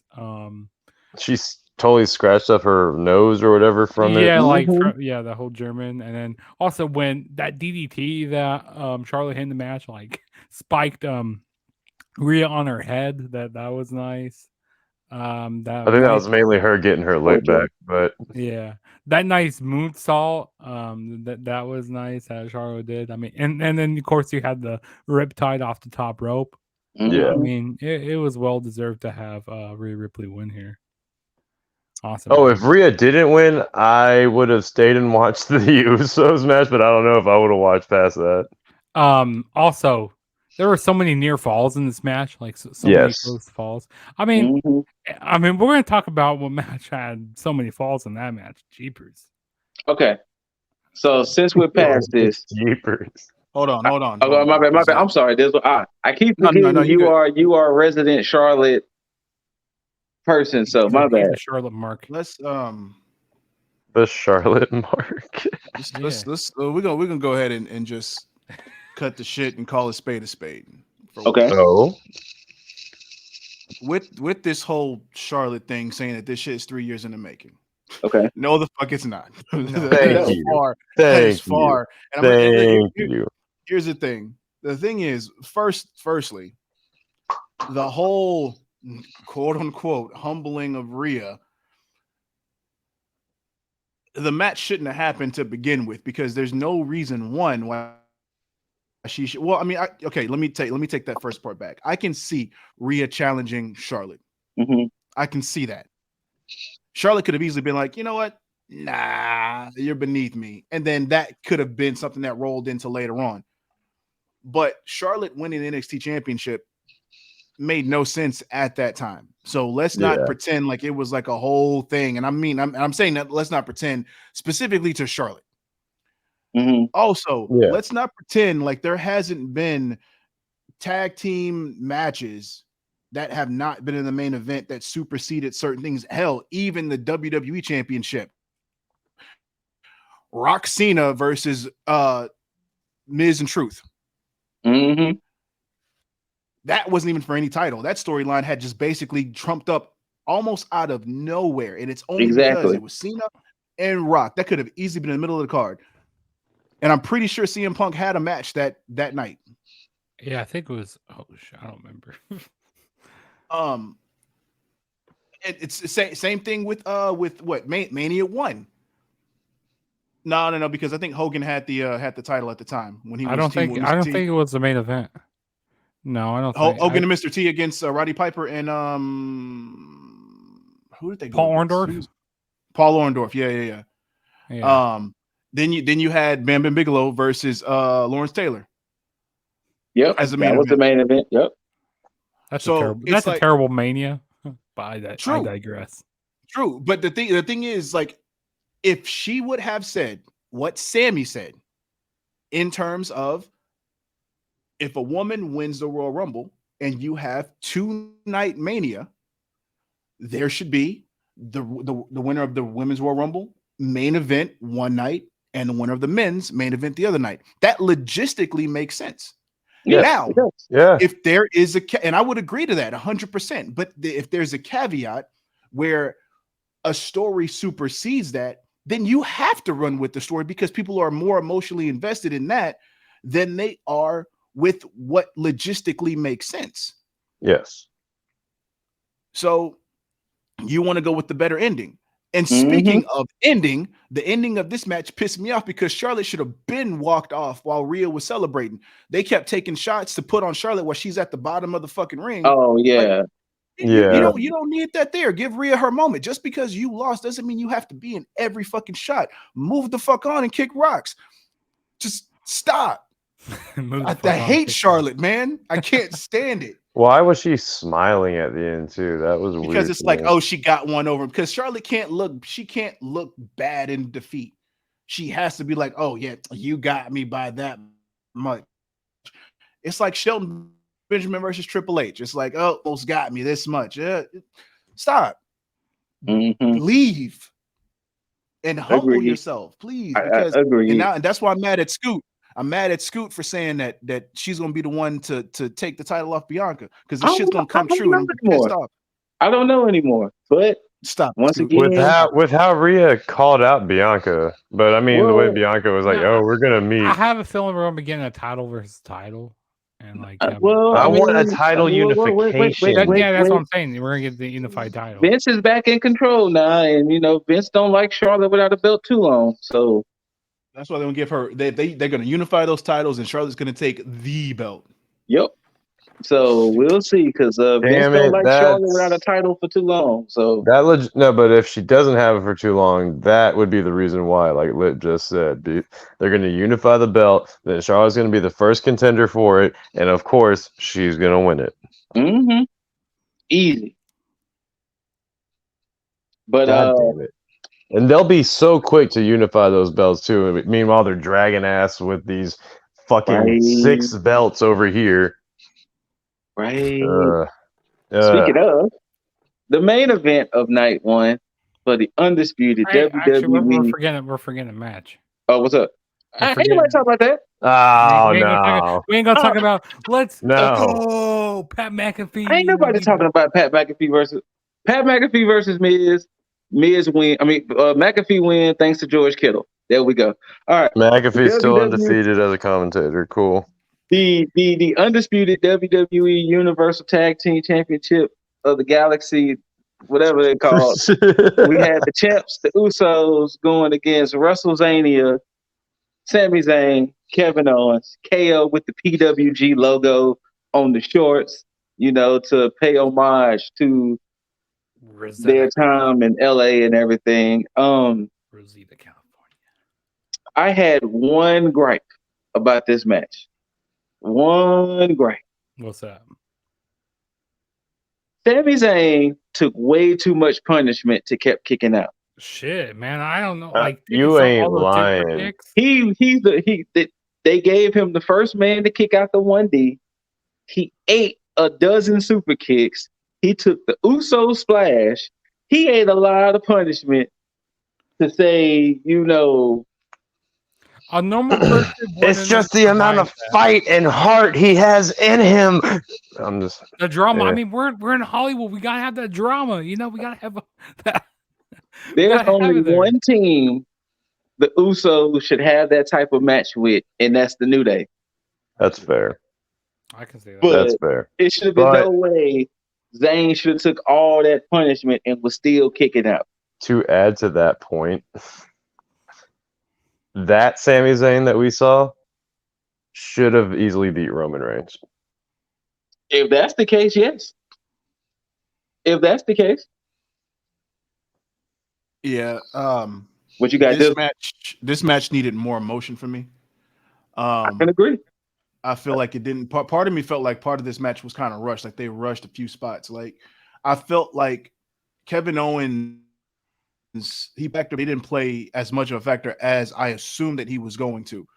Because because I felt like it was more to highlight the fact that Sami Zayn was the quote unquote star of this match, which is fine. It makes sense. He should have been the one to get the finish, to get the pin. Fair. But I think Kevin Owens should have been that enforcer throughout this whole match where he was just giving it to both Usos, you know, for everything that he's dealt with. Like Sammy shouldn't have been both the whipping boy and the enforcer. And the workhorse. Yeah. You know. Yeah. But that's just me. Now I can also appreciate that they did give the Usos, mainly Jey Uso, the respect of the fact that Zayn had to realize I couldn't just give him one haluva kick. Because if he would have just gave him one haluva kick and it would have been it, I would unplug the PlayStation. Like, just unplug the PlayStation. I'm done. But at least he gave him 3 haluva kicks, and it was like, that makes sense to give him the respect that, all right, one haluva kick ain't enough. Let me make sure. But 3, yeah, that's enough. 3 is let me make sure. 3 is the magic number in wrestling. And then, yeah, there should, like, now that you mention it, there should have been a lot more yelling at each other, a lot more emotion out of them from like a year's worth of drama. Exactly. Like, there should have been like, you could have been with us. You should have been one of us. And it should have been like Sammy been like, wake the fuck up. Yes, kind of like the way Roman was talking shit to Sami Zayn when he was like, especially when he had Sammy in front of his wife. He was like, look, I didn't want this. I wanted best for everybody. We did have Sami Zayn, kind of beating down, Jey Uso a little bit, going like, because after I think Jey Uso was going like, at one point he said, you could have been one of us. You could have stayed with the bloodline. You could have stayed with us. You could have been an Uso. But man, this match is crazy. Like you guys said, so many super kicks. Like, oh my god, super kicks galore, and like. A normal man wouldn't have been kicking out of that stuff. I mean, Sammy took all that punishment. All the punishment. And then KO, he took that table spot, that double choke slam on the outside. And I didn't expect KO to get up that quick, like to get on that quick. I felt like that he took a minute, to be honest, but kind of like what Dizzle said, something might have been a little off. Yeah, I feel like some spots might have been a little rushed, yeah. But I feel like the right team went over here, like after 100%. Yeah. I can I kind of starts the downfall. Uso should have retained. This starts the downfall of the bloodline here. Which, on my prediction, I was saying, what if the Usos end up retaining and Roman ends up losing the titles? Like that would have been that would have been wild. That would have been in the bloodline right there. That would have been in the bloodline right there. Right there. That would have been wild if the Usos retained and Roman lost. Oh my! I was saying there's no scenario that you can roll the dice on 100,000 times and it would make sense for the Usos to go over. True. Yeah. It wouldn't have made any sense. Not one bit. But yeah, there was a lot of emotion here and stuff, like all the drama, all the big spots. I love that brains buster that Kevin Owens did on that ring apron. That was nice. There's so much action in this match. It was so good.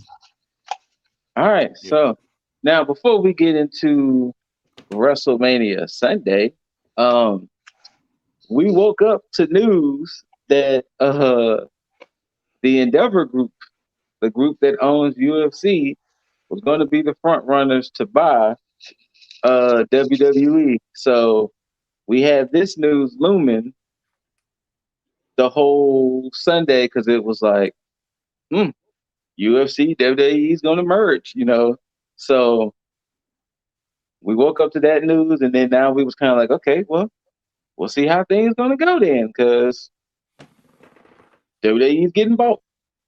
What was y'all thoughts to hearing that news of the Endeavor Group purchasing WWE? It makes sense from a business standpoint.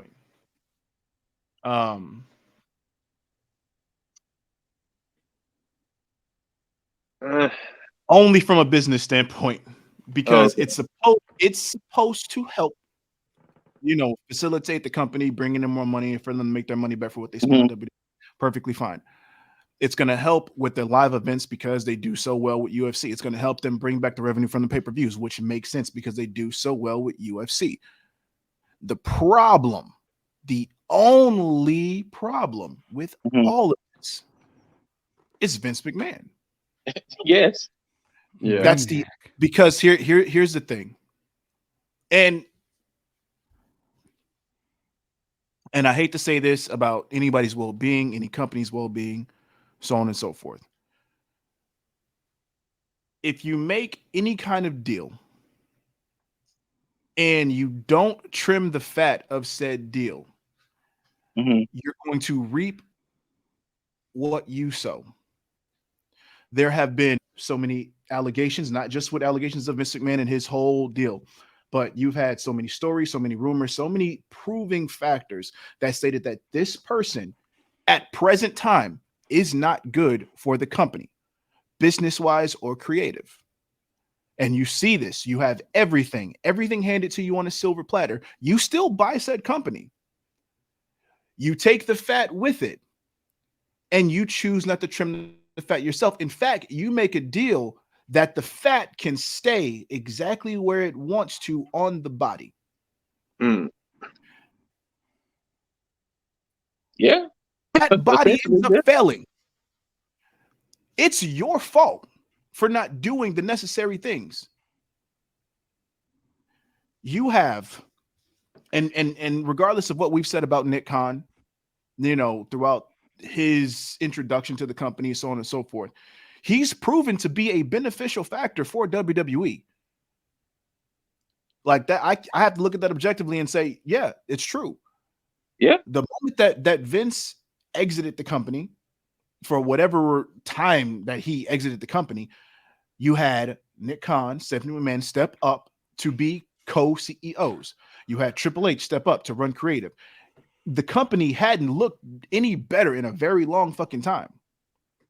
Proving that you do not need Vince McMahon as a part of that company to make decisions, to run creative, to do anything business-wise. Why? Because one, you have Stephanie McMahon, who's able to handle the day-to-day in relations. You have Nick Khan to run the revenue and the business aspect, and you have Triple H to run creative. You have three people who's able to do the job that the one person was able to do along the way. And now there's no business fatigue, there's no creative fatigue, and there's no customer or business relations fatigue because you have that separated, and not everybody is taking on more jobs than they need to take on. So how do you take something that's running full and say, you know what? Nah, let's take this 70, 80-year-old dude to do all three of these things because clearly that's the best fucking decision. It's stupid. But then not even only that too, but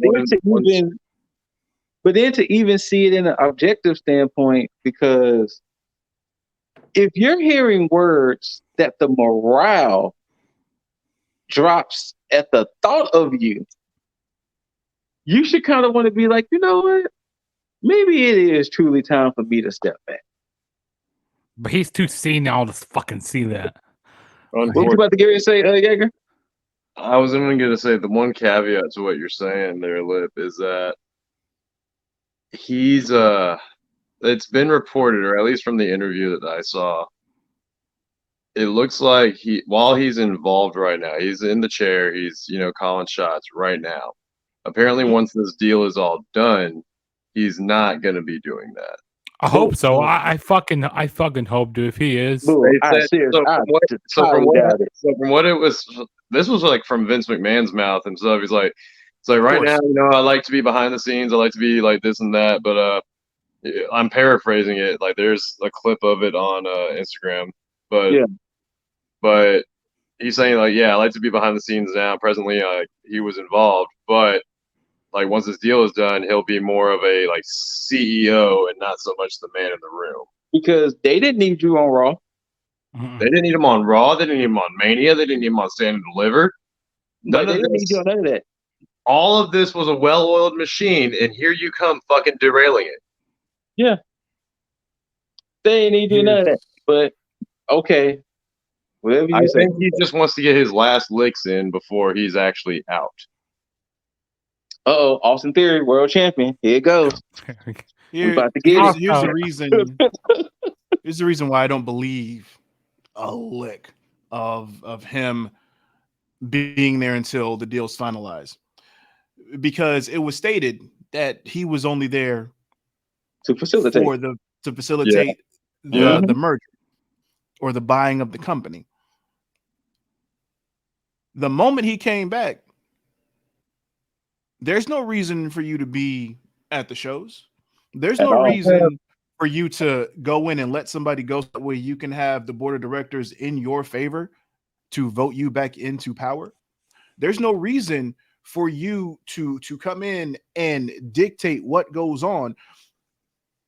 It's not your problem. You're there to do, like, if you have to meet somebody to do business, they're not at the show.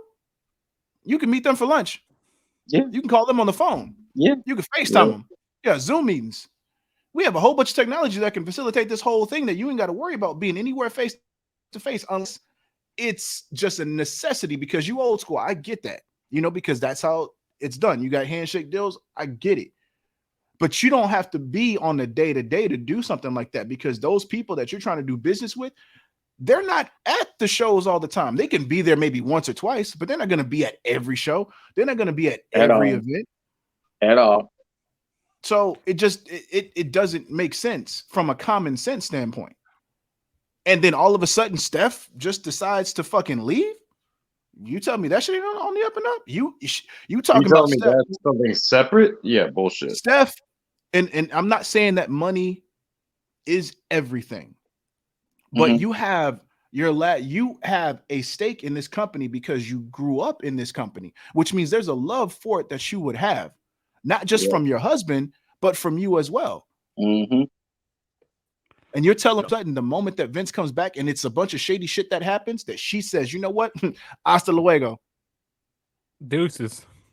And now literally, she was like, yeah, remember that break I said I was going to take? Yeah, it's permanent now, y'all. I'm out. And she was not even mentioned as benefiting from this deal at all. Triple H benefits because he got a $5 million a year raise. Oh, did he? Yes. Damn. Oh, he benefited handsomely. But Steph is not mentioned. I don't know if Shane's mentioned. I'm sure he is because he made that Mania appearance. So I'm sure that he's benefiting from this. With him turning his quads. We'll talk about that match, that Miz match. We'll talk about that. Yeah, we could when we get there. But yeah, that's just the thing. That's my thoughts on it, man. I don't see anything good coming out of this now. At first, I did, and I was like, you know what, cool, Endeavor, business sense, cool, I get it. But the whole thing of them adding Vince, that's the biggest red flag out of this whole thing that I have a problem with, because it does not bode well for the company, for the roster, and just for the future of WWE as a whole. And you can now later on, it might, but it's going to take a whole bunch of bad creative and a lot of money being lost for them to be like, damn, we fucked up by putting him in play. It's like we're taking 2 steps forward, and like 4 steps back. It's like I feel like we're going to be going the wrong way with booking. And what's going to be like the whole situation with like their like TV deals and like we don't know yet. That we don't know if they still got the deals with USA, Fox. When did like the Peacock thing end? Yeah, so we don't know. I think 2025 maybe. So yeah, who knows if they end up going to like eventually going to like a back to WWE Network or WWE Network or like ESPN Plus. I doubt. Well, Endeavor worked on the WWE Network, so that's a possibility. Oh, did they? Yeah. Okay. I would love to go back to WWE Network. I'd we have be to fine with unsubscribe. I don't know. I'd be fine with getting WWE Network back. Same. But all right. Well, we'll definitely revisit this topic when more things start to come out, because this deserves damn near its own show by itself. WrestleMania Sunday, aka Night 2, we get kicked off with a beefy boy brawl, or big meaty men slapping meat.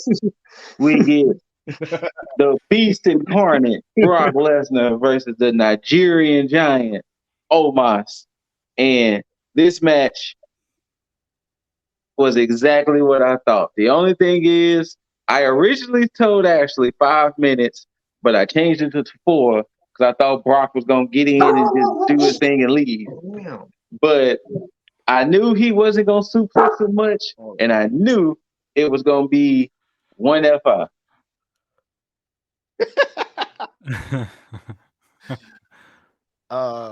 Yeah.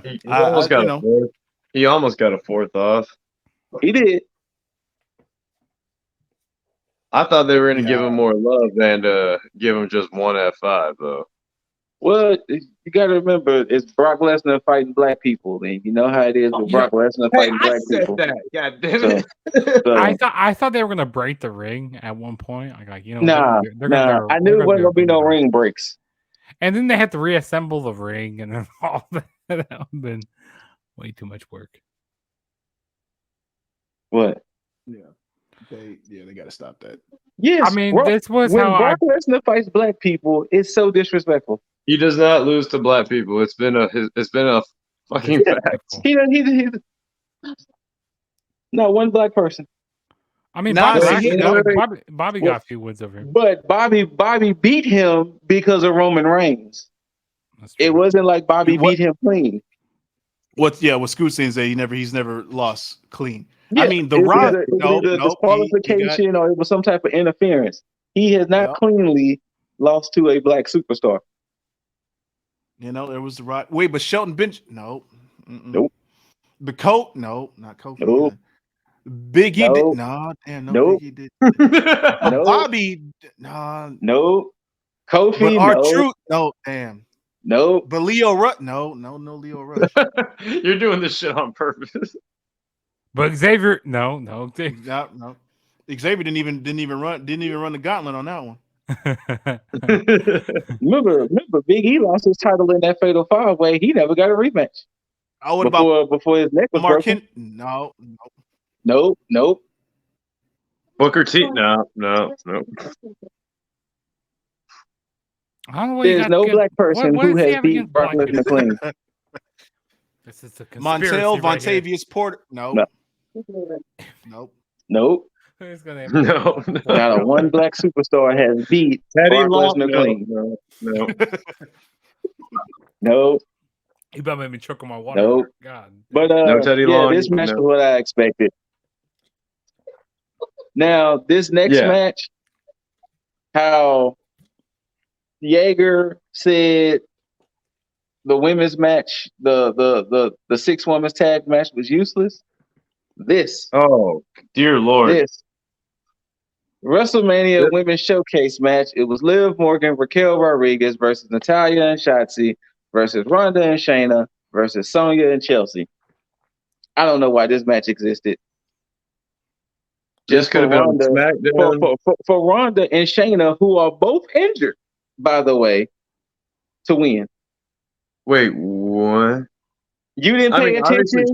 Obviously Shayna, yeah, but I didn't see Ronda. Yeah, Ronda had that whole little thing on her arm because they both injured. Yeah. So they just got about this match. So like Ronda and Shayna, they got thrown into this match while all the other women, they had to do number one contenders matches to get into this match. Because originally, and it's not like this match was going to mean anything because the tag division for the women suck. And it's originally those tag titles original be plans thrown in the trash. The original plans was Ronda and Shayna versus Damage Control for the tag titles, but they changed it because of the injury. I don't know. Yeah, but this match was I did not like this match at all. I mean, it was cool seeing who was it?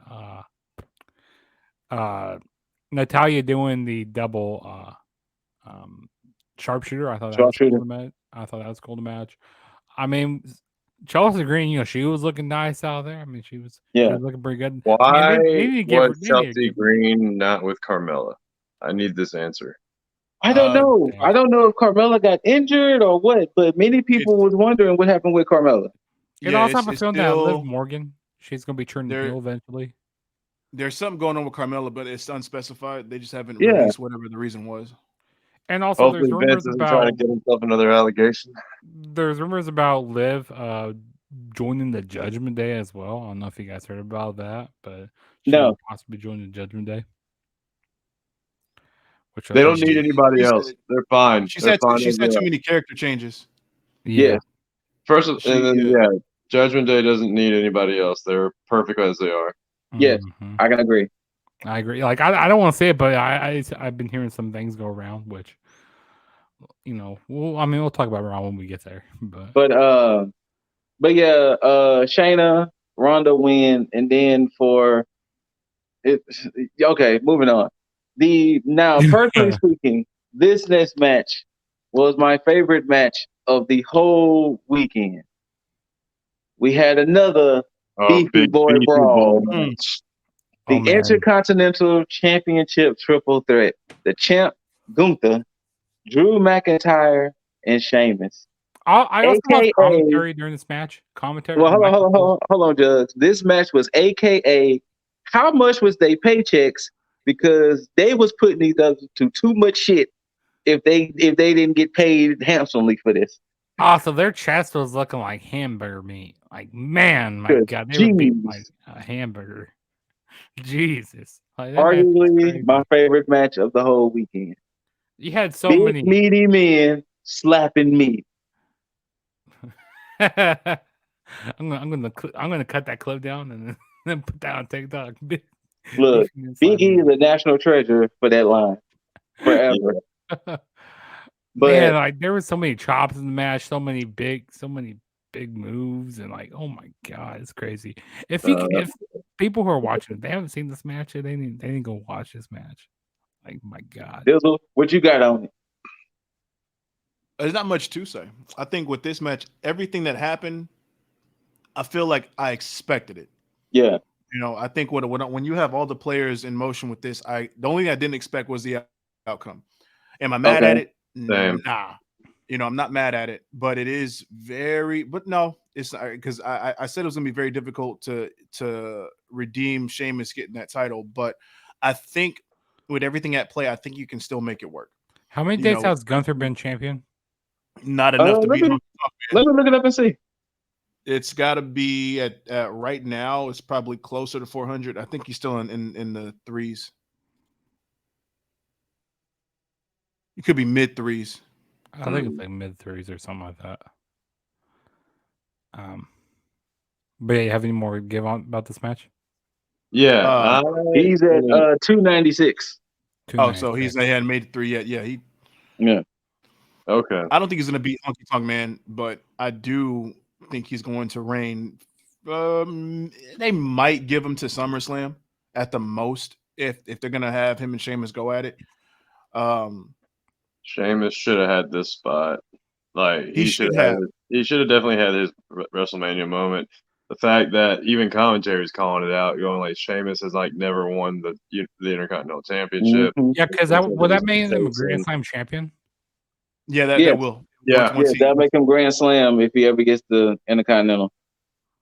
I think anybody could have won this match because, like Drew, he could have won because he's been cheated out, winning, at Mania, because he wasn't able to win in front of the fans and all that, and then so I think everybody had like a good reason to win this match, but every time there was a solid chop, like my buddy and I were watching this, and every time you just heard, we're just like, oh. We're not even like we're halfway between watching and like working, and at the same time we just hear this chop and we're just like shit. Oh, crazy man! Okay, take that back. He could take over Honky Tonk Man's because Honky Tonk Man only had it for 454. Okay, so, I was looking it up to see how long it was, but thank you for finding it. Crazy! I should have remembered this since we just did a fucking we just did it. Yeah. Yeah. So he's got what that gives. I don't even know where that puts him at.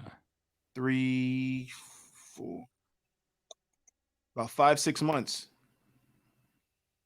Was him at SummerSlam? No. When is SummerSlam? It depends on It's when in SummerSlam is. August 5th. Oh, that'll be a little shy of it, wouldn't it? Yeah, something like that. Maybe How somewhere much you said he around. had? He's at 296.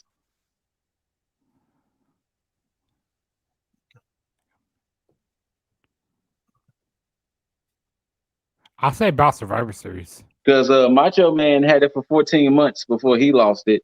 So Gunther would have to at least have it for 14 months. It'd be around Survivor Series or something like that. November sometime. I don't know. Anyway, this match was a banger. This match was as Sheamus likes to say, it was a banger. Macho Man had it for 414 Yeah, before he lost it. So then he'd have to surpass Honky Tonk Man. Which, I mean, at this point, give it to him. Yeah. Actually, no. He'd be 5. So it'd be 5.5 months. He could make SummerSlam. He could make SummerSlam. Or September sometime. Yeah, well, you're so looking at this list, right. My bad, September. So looking at this list, if we're counting Pedro Morales, which, you know, that was that gray area that we discussed on our tier list, Pedro Morales held the belt for 425 days. But I don't think WWE is recognizing Pedro Morales' reign. So I think they're just saying Macho Man, then Honky Tonk at 454. They could just give him a third place spot. So, well, they consider him third place now. Gunther, yeah, they consider him third place now because I don't think they're counting Pedro Morales' time with the IC title. Yeah, so I think they're putting because he was that gray area we discussed. They're putting him behind Macho Man and Honky Tonk Man. Yeah. All right. Well, but they need to give that title some more justice. Like they need to put that on more paper. Oh, they're doing it now with Gunther. Yeah, for damn sure. Yeah. But yeah, they need to defend that backlash. They need to defend that all more of these pay-per-views this year. Yeah, he pretty definitively won at WrestleMania. So yeah, it was very definitive. Oh, it was very, very definitive. No doubt about that. Like that was a man victory. The power bomb, onto with Drew. Sheamus getting power bombed onto Drew, and then Drew getting power bombed. Like I just love that finish there. But yeah, match of the night for me, or match of the weekend. Watch it, check it out. The next match, something was off with this match too. Raw Women's Championship, the champ Bianca Belair versus Asuka. Yeah, the wrong woman won. Asuka should have won. I disagree. I disagree. No. I only disagree only because they didn't make Asuka seem like she was such this killer. Like she didn't go into the chamber match and like slay the other four women. The in between since Chamber and WrestleMania, Asuka had like 2 matches and she kept teasing getting into it with Bianca. So it wasn't like they let Asuka do anything. Yeah, I mean, and that's how I'm booking for WWE. Like they should have booked her back as this big monster, like I just don't understand. I get your point, but like the wrong person won here. Because like the only way I would have saw them just giving it to Asuka is expected to give her a WrestleMania moment. But looking at storyline wise, it didn't seem a reason for Asuka to win. Looking at I mean, you have a point, but looking at individual character and where this takes them morale or charisma wise, this was bigger for Asuka to lose than for Bianca. I can agree with that. And also, I heard some rumors that apparently Bianca wanted to take some time off, but maybe she doesn't now. I don't know. And that's why I thought she was going to lose, because at least you're like, all right, Bianca can take some time off now. But and also, I think this would have put me ahead in the predictions. Also, I think it would have. Yeah, this was the match that gave this was the dub.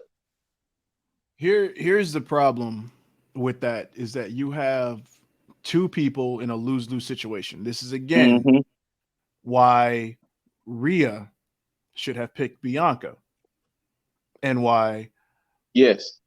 Asuka should have factored in either with the Charlotte thing or she should have factored in somewhere else. Because you didn't have to have Asuka at Mania this year. You didn't have to, especially if she's going to be there to lose. Fair.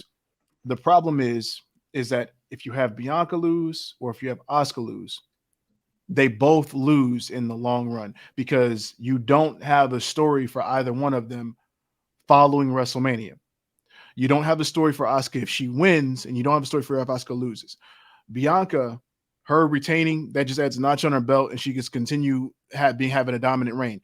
She loses, there's nothing that's for her unless you're moving her over to SmackDown with new competition. That's about it. Or you just give her time off, that's the only other thing. But I don't think that's going to happen because she's such an ambassador on the women's side for WWE that they don't want to have her away from company obligations because she does such a fantastic job with PR and everything, because she can literally go anywhere on any platform to push up, especially with stuff that's going on in the world today.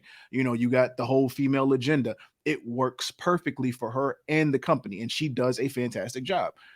You don't get that same thing with an Asuka. You barely get that with the Rhea. And that's not to say Rhea's bad at it. It's just from the aesthetics of what you have, So I think she won from a business standpoint. I don't know if it was meant to win from the beginning, but if she was, this was definitely a last minute change. I can see that too. It definitely felt like they were like hesitating on when to like finish the match. Yeah. Not only that, they both looked confused when Asuka missed the mist.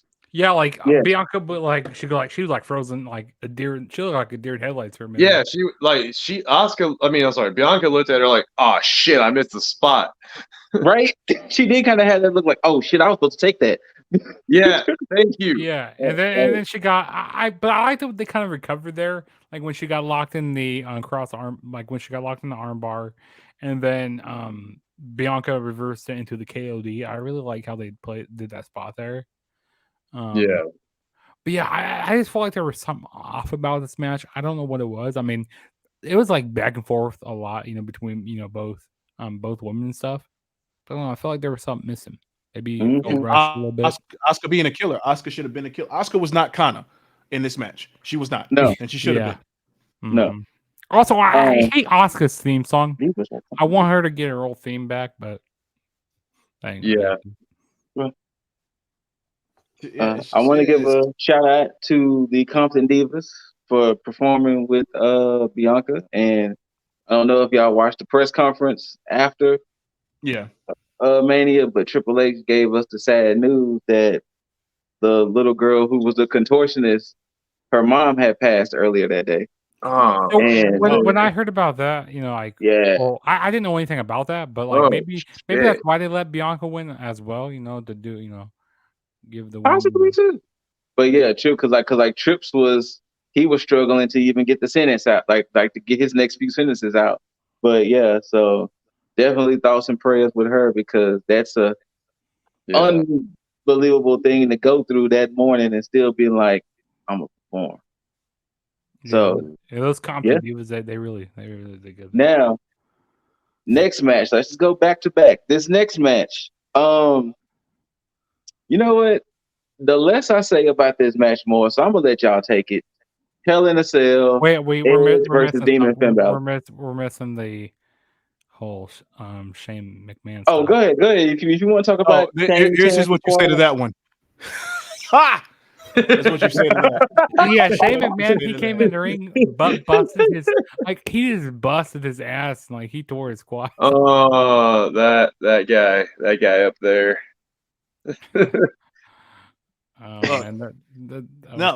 Okay. Oh wait, hold on. Here's what it is. Here's what it is. Go. So just like when I talked about the lead-in Trish thing, where I say, when something's past its expiration date, you pulled the trigger too long. You see, Shane, he had a handful of long straws, And every time he did a stunt situation where he fell off of something, he was pulling a long straw. Luck. Luck. Luck. All these big fucking spots. You do a leapfrog. And you pulled the shortest fucking straw. You know what? Okay. I'm gonna say this. When you equate it to that, it makes it exponentially funny. Because you're right. Shane has been thrown off of sails. He's jumped off of sails, jumped off of Titantrons, jumped off of any high surfaces, but a leapfrog. Yo, for all the D&D fans out there, think of it as Seamus, or I'm sorry, Seamus. Think of it as Shane constantly keeping a D20 in pocket, right? And every one of those spots, he's just rolling. He's rolling natural 20s the whole fucking time. And the one time he needed to pull off a leapfrog, he rolled a 1, which is considered a critical failure. Kurt Angle almost killed that man at King of the Ring. He rolled a 20 for surviving. A simple leapfrog. Clack. So for those that don't know what a critical failure is, just look at Shane McMahon. It should have been a simple-ass leapfrog. He's had his balls electrocuted. He's jumped off of things. Like, he's just... I mean, come on. Man. But a leapfrog. A fucking leapfrog. But you know what? The only thing that makes this mentionable, aside from laughing at Shane McMahon, is the improvisational skills of Snoop D-O-double-G. Yes. Damn, you all right, dog? Come on, bro. We can't go out like that. Snoop's over here like, no, show got to go on. Let me just clap this real quick. And then pin the Miz. Not only that, this man did the fully improvised rock bottom, but this man looks so stiff and unsure on doing those ropes. Very.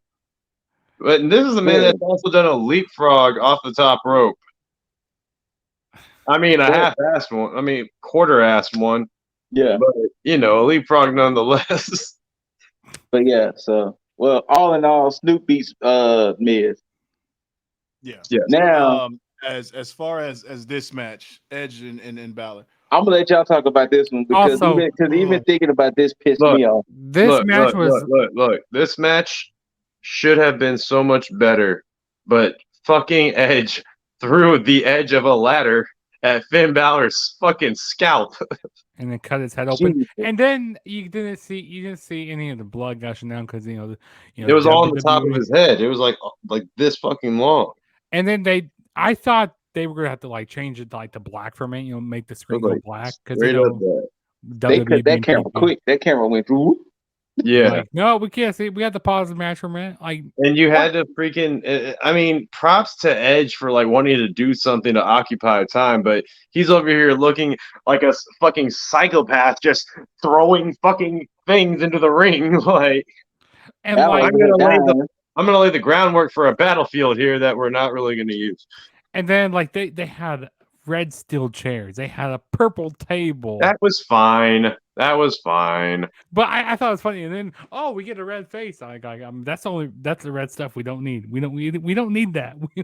We don't need that red. Although they wasted the Exorcist promo on Edge, I feel like that definitely should have been applied to Finn. I love how we got the Brood Edge. That was nice. That was supposed to. I mean, that was rumored to have possibly that was been supposed to have Gangrel and Christian. There you go. It was supposed to have Gangrel and Christian come out at least on the entrance with Edge, but yeah, Edge came out with a disco ball instead. I love that. It was cool. And then we had a Demon Finn Balor. I love having he had his original song back. Exactly why that Exorcist promo should have been for Finn. Finn's demon. Did you do a double turn? Oh, I'm sorry. Go ahead. No. I want to know who double turned. Braun Breaker is beating the shit out of Carmelo Hayes and Trick. After he just gave him all the respect in the world and everything, now he's beating the shit out of both of them. Should have happened on night one. I mean, at Stand and Stand and Deliver, right? Yeah. Stand. But go ahead. I'm sorry. No, you're good. Here's the thing. It should have been better. Is all I'm going to say on that. Oh no, A I lot don't even give a better. shit. I don't give a shit about the match because I'm too frustrated about Yeah. the outcome. I don't ever, and I mean I don't ever in any circumstance. I don't care how you play it in a storyline fashion, whatever. I don't ever want to see the demon. I don't want to see the demon in WWE ever again. Same. Ever again. Same. That Exorcist promotion was apropos. Yeah. And that should be the fucking case. It should be done. Done. There was way too many promotions like on both nights of Mania. I mean, that's what WWE is basically these days. You know, they don't care about. Get used to it because that's what's going to happen with Endeavor. Every advertisement you see when you watch UFC, all over the octagon. That's all over every fucking competitor. I mean, you have Cinnamon Toast Crunch promoting. You thought that. Speaking of which, that's the Cinnamon Toast Crunch. That was Sol Ruka. Yeah. Was it? Yeah. Was it? Yeah. I follow her on Insta. That's what's up. Okay.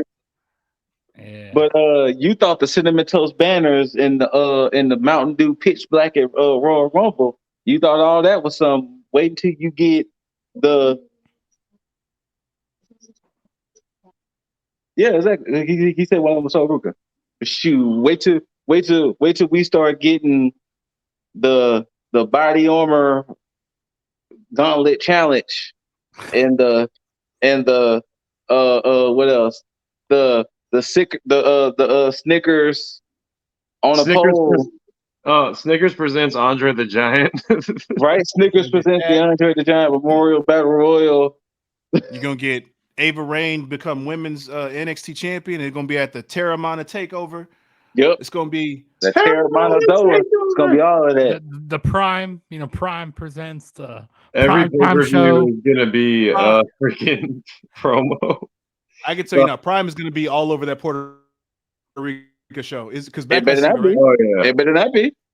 Now with Bad Bunny hosting it, it better not be. You know, Bad Bunny and Logan Paul. But Logan Paul is he lives in Puerto Rico. Bad Bunny and Logan Paul got real life beef. It better not be. It better not be. Not a single Prime netting on that show. If they want Bad Bunny to host it. TurboTax presents. Don't be your tax. They're putting TurboTax. TurboTax presents Turbo Drive. We about to see some wild stuff. Put it this way, we're gonna start seeing kind of like how Brock Lesnar keep having Jimmy Johns and all that stuff. We're gonna see Rhea Ripley having TurboTax logo on her shorts. I'm about to say you better not ruin that ass. New Day gonna come out with some Snickers inspired gear. Nah, they're gonna have what are you talking about, man? Kellogg's is gonna specifically make Bootios just so they can have a legitimate cereal. Hey man, Kellogg's do have legitimate cereal, man. Cornflakes is delicious.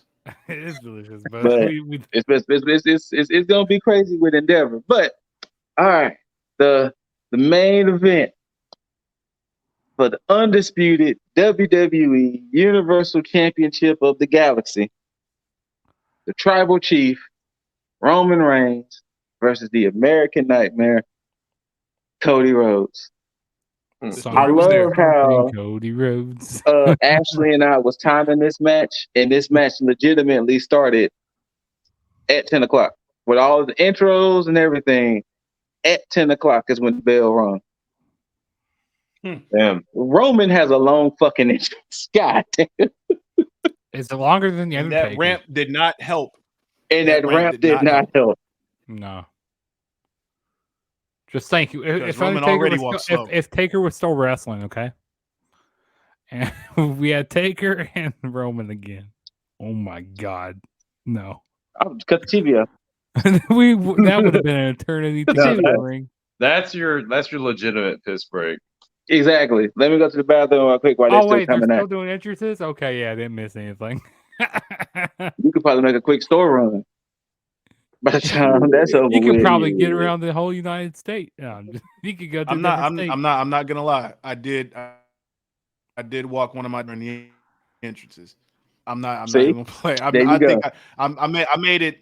Cody started coming out, and then I got my dog ready to take him out, and I started taking him out. And then by the time I came back, Roman was halfway to the ring.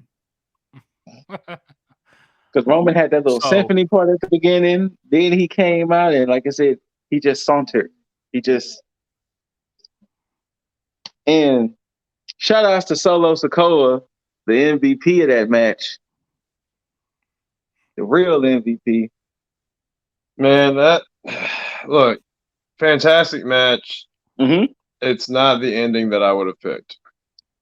I don't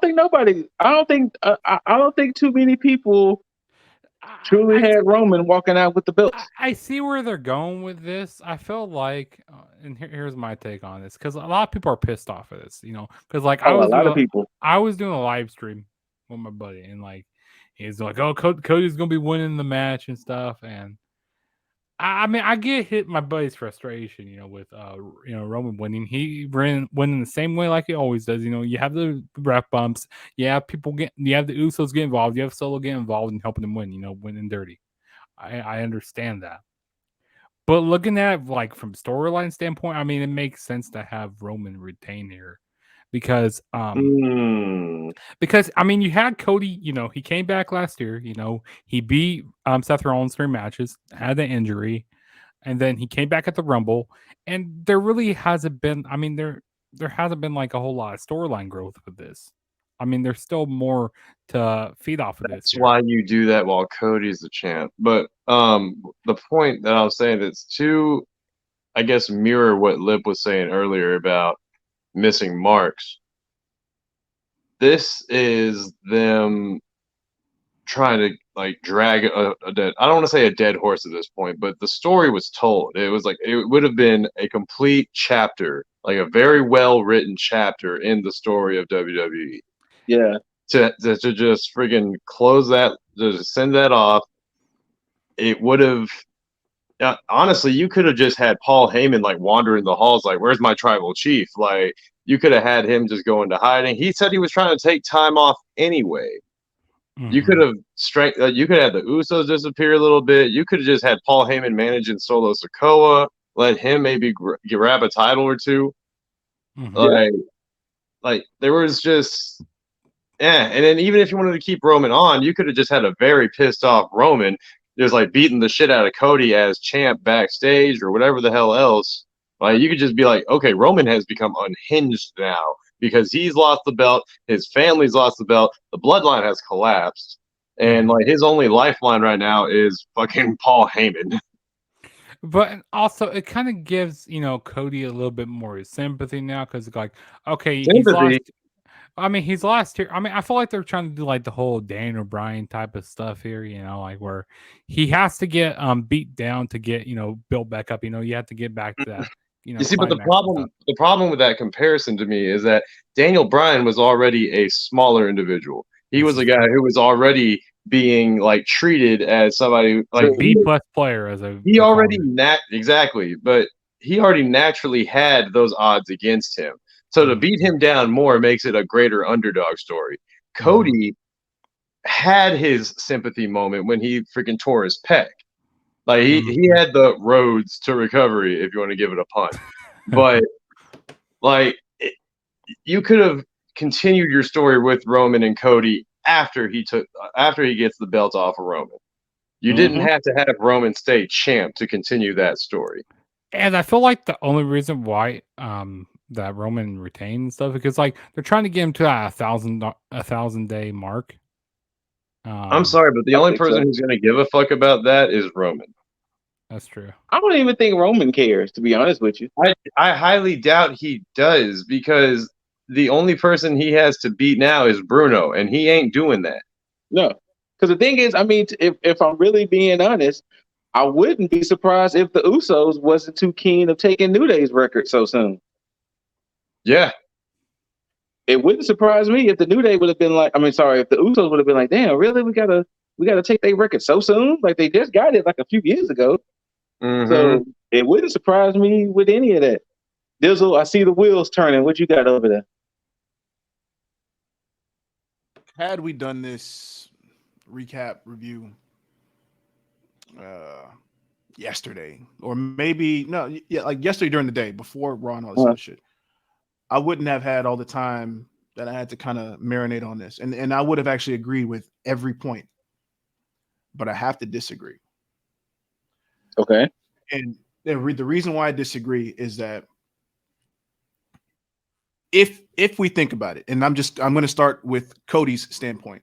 If we think about Cody's standpoint, it's like, do we know what the actual story was supposed to be? Because we have to remember, yes, he had the torn pec, but had that torn pec not happen, what adversity would he have gone through up to that point? He had a match with Seth Rollins, and it's a happenstance. It's unexpected, and it wasn't part of the plan, so it did take him out. But that had nothing to do with Roman.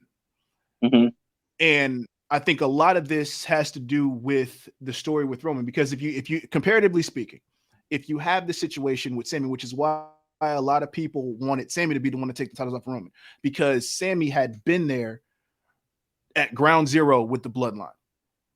And so storyline ways, it made sense. But because Sammy was not going to be the believable person after Mania, it would have been a feel-good moment, but he's not a Daniel Bryan. That's not to disrespect Sami Zayn at all. It's just from an objective standpoint, looking at it from a fan standpoint, it's like Sami Zayn isn't a technical marvel like a Daniel Bryan is. Yeah. Daniel Bryan can break somebody down the side. Sami Zayn can give you some good spots and a good match like he did with Cesaro at NXT. But you can't do that with every competitor. You look at Daniel Bryan when he went up against Brock Lesnar and how believable that match was. It's not the same with the Sami Zayn. So the storyline wouldn't make sense for Sammy to win. Now with Cody, he's a fantastic storyteller. And to think about it from this perspective, you see he tore his pec, cool. He sits out, comes at Mania, gets in at 30, wins the Mania. Still not adversity. He's been winning and winning and winning and winning. He hasn't really been put up against the wall. Now, that's not his fault. That's completely and what's happened before. Roman, if we look at Roman, does it really make sense for him to lose at Mania? Just looking at it from the perspective of the Usos losing and then Roman losing as well. Roman has had this whole elitist mentality when it came to the rest of the bloodline outside of Solo. Basically, like, he can do no wrong.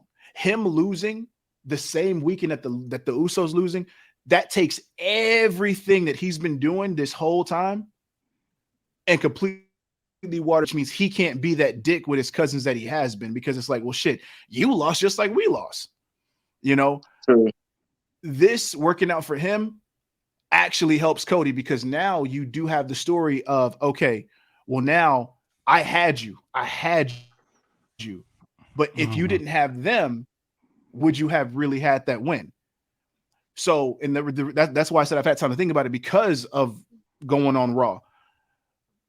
And which is why I'm thinking, which, we'll talk, I'll talk about it now, and then I'll let you guys talk on it when we talk about the Raw stuff. But Cody is going to have this whole year to go through what needs to go through, because Roman's going to dodge Cody at every fucking turn, which means Cody's going to have to find his way into that match with Roman again. And that's what you said, Money in the Bank. Yeah. So Cody's going to have to back Roman into a corner where he has no choice but to face him. Because if you paint the story like, okay, well, Cody had Roman's number at that one moment, and Roman hates that, so he's not going to allow it to happen again.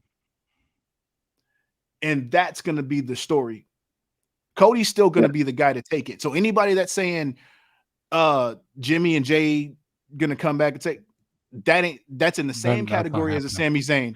But I have a feeling that Jay is going to be eventually, or the Usos are eventually going to be turning on Roman. Like, that's possible. I definitely could see that happening, or maybe Jay might get shot at the title again. Well, But he's not taking the title. I don't think they turn on him. I think they turn their backs to him, but I You don't know think what they I turn can? on him. You know what I can see if Cody is the Because one to take it. Roman is being like this. He's being, you know, his ego is so big and stuff, and he's like been gaslighting the Usos quite a bit, you know. So they're gonna, you know, get tired of this gaslighting, and you know, like you said, Dizzle, you know, they're gonna kind of turn their back on Roman eventually here, and then you kind of saw a little ripples with it on Monday Night Raw with him, going like, hey, you know, go ahead to the jet, you know, go get on the plane, you know, we don't need you here. You know, You know what? If Cody is the one to take it, I can see the Usos kind of doing what the Young Bucks did when Hangman was about to take the Yes, belt. When that you know the Young Bucks looked up at Hangman and was like, "Do what you got to do." I can see the Usos looking at Cody like, and do they wait for do they do this next year at Mania? Like, do they go back this, or do they do "I that can see it at SummerSlam? SummerSlam." Well, it's gonna so he needs be 50 days at least to be at 1,000. Yeah, So I can see we're, SummerSlam.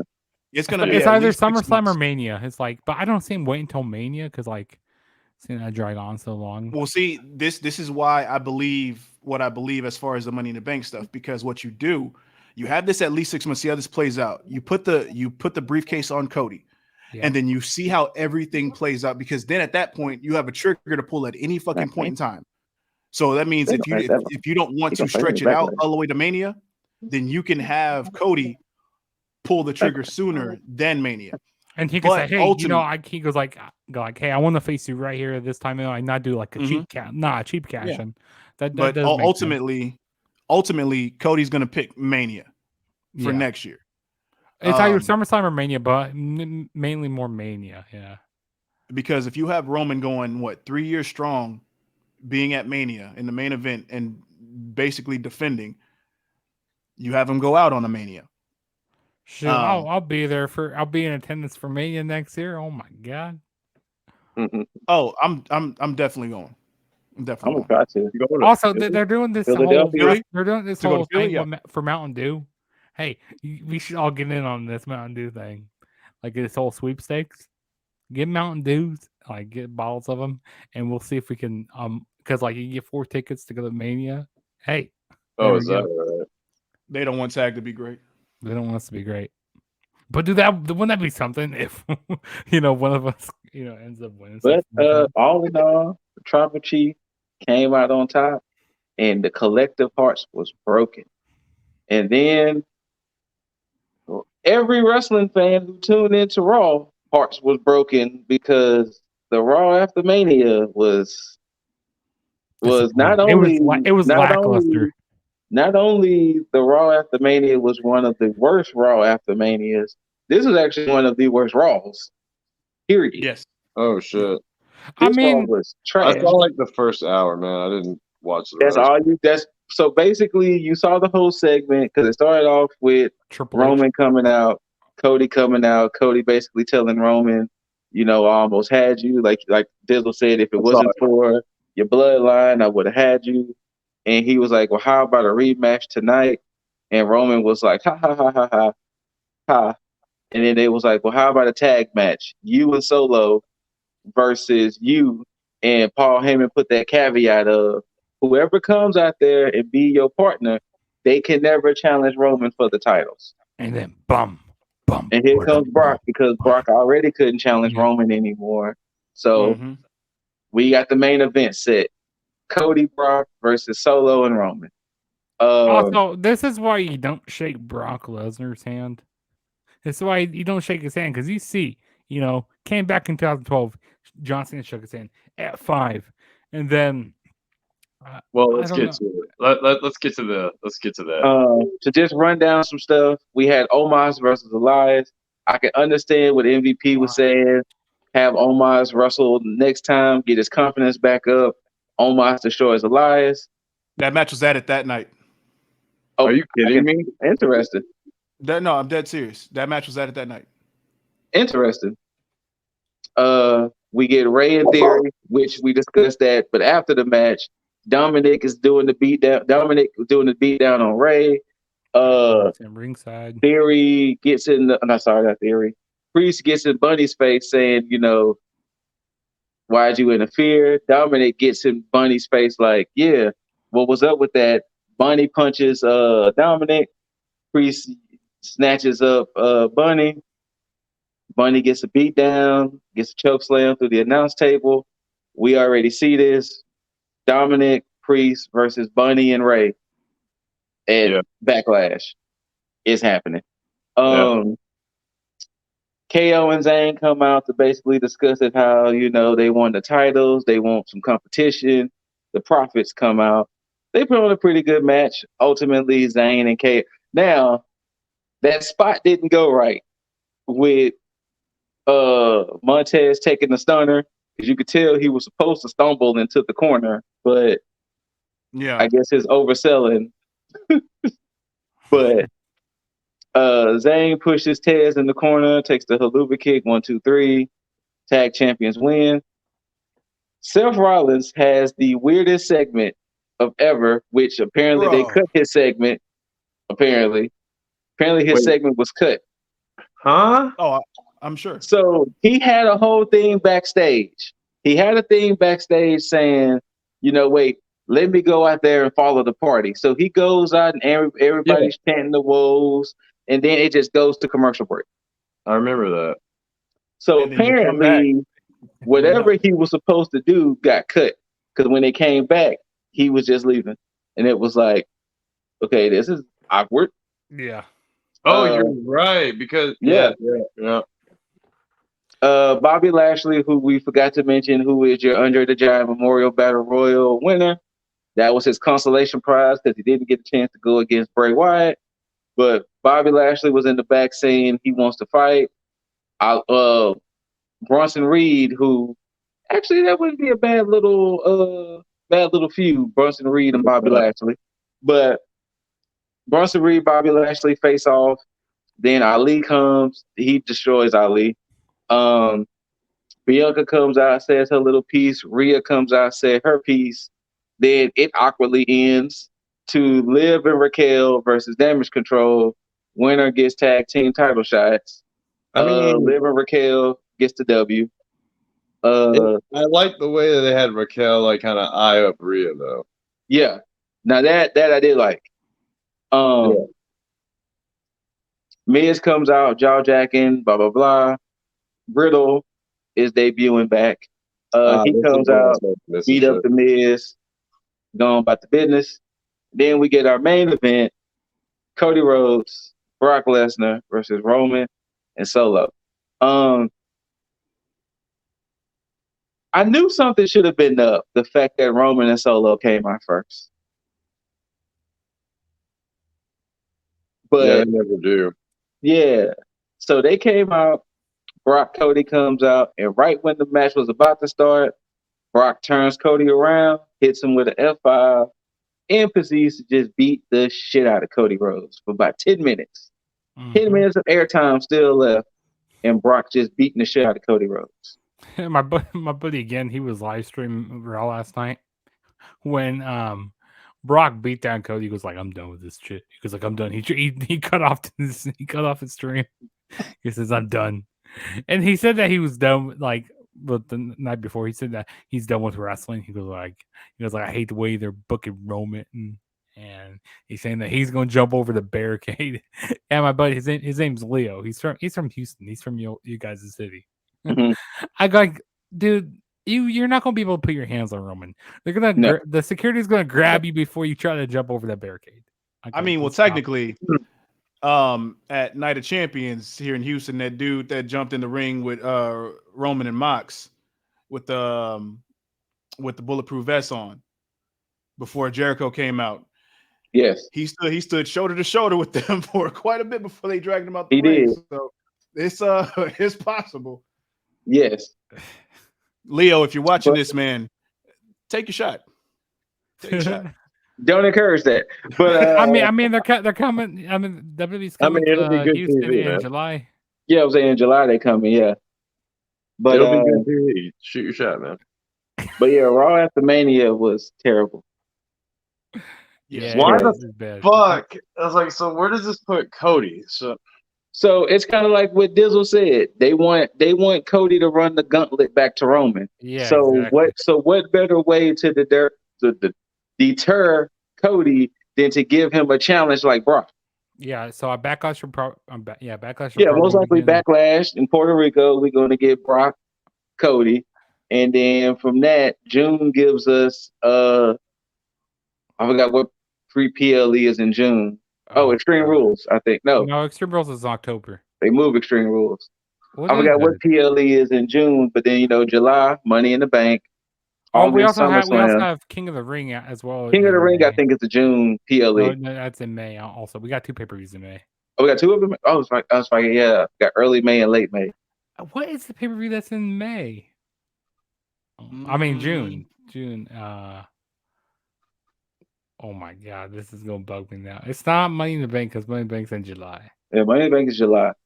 What is it? Well, whatever they got in June. This is bugging me now. But like Dizzle said, Cody's going to run that gauntlet to get back to. It's not Hell in a Cell because they did Hell in a Cell last year in June. There actually is nothing in June. Yeah, there's nothing in June as of now. They got Backlash. They got Backlash on. Well, no, that's like May 6th, I think it is. So May 6th. That's in Puerto Rico.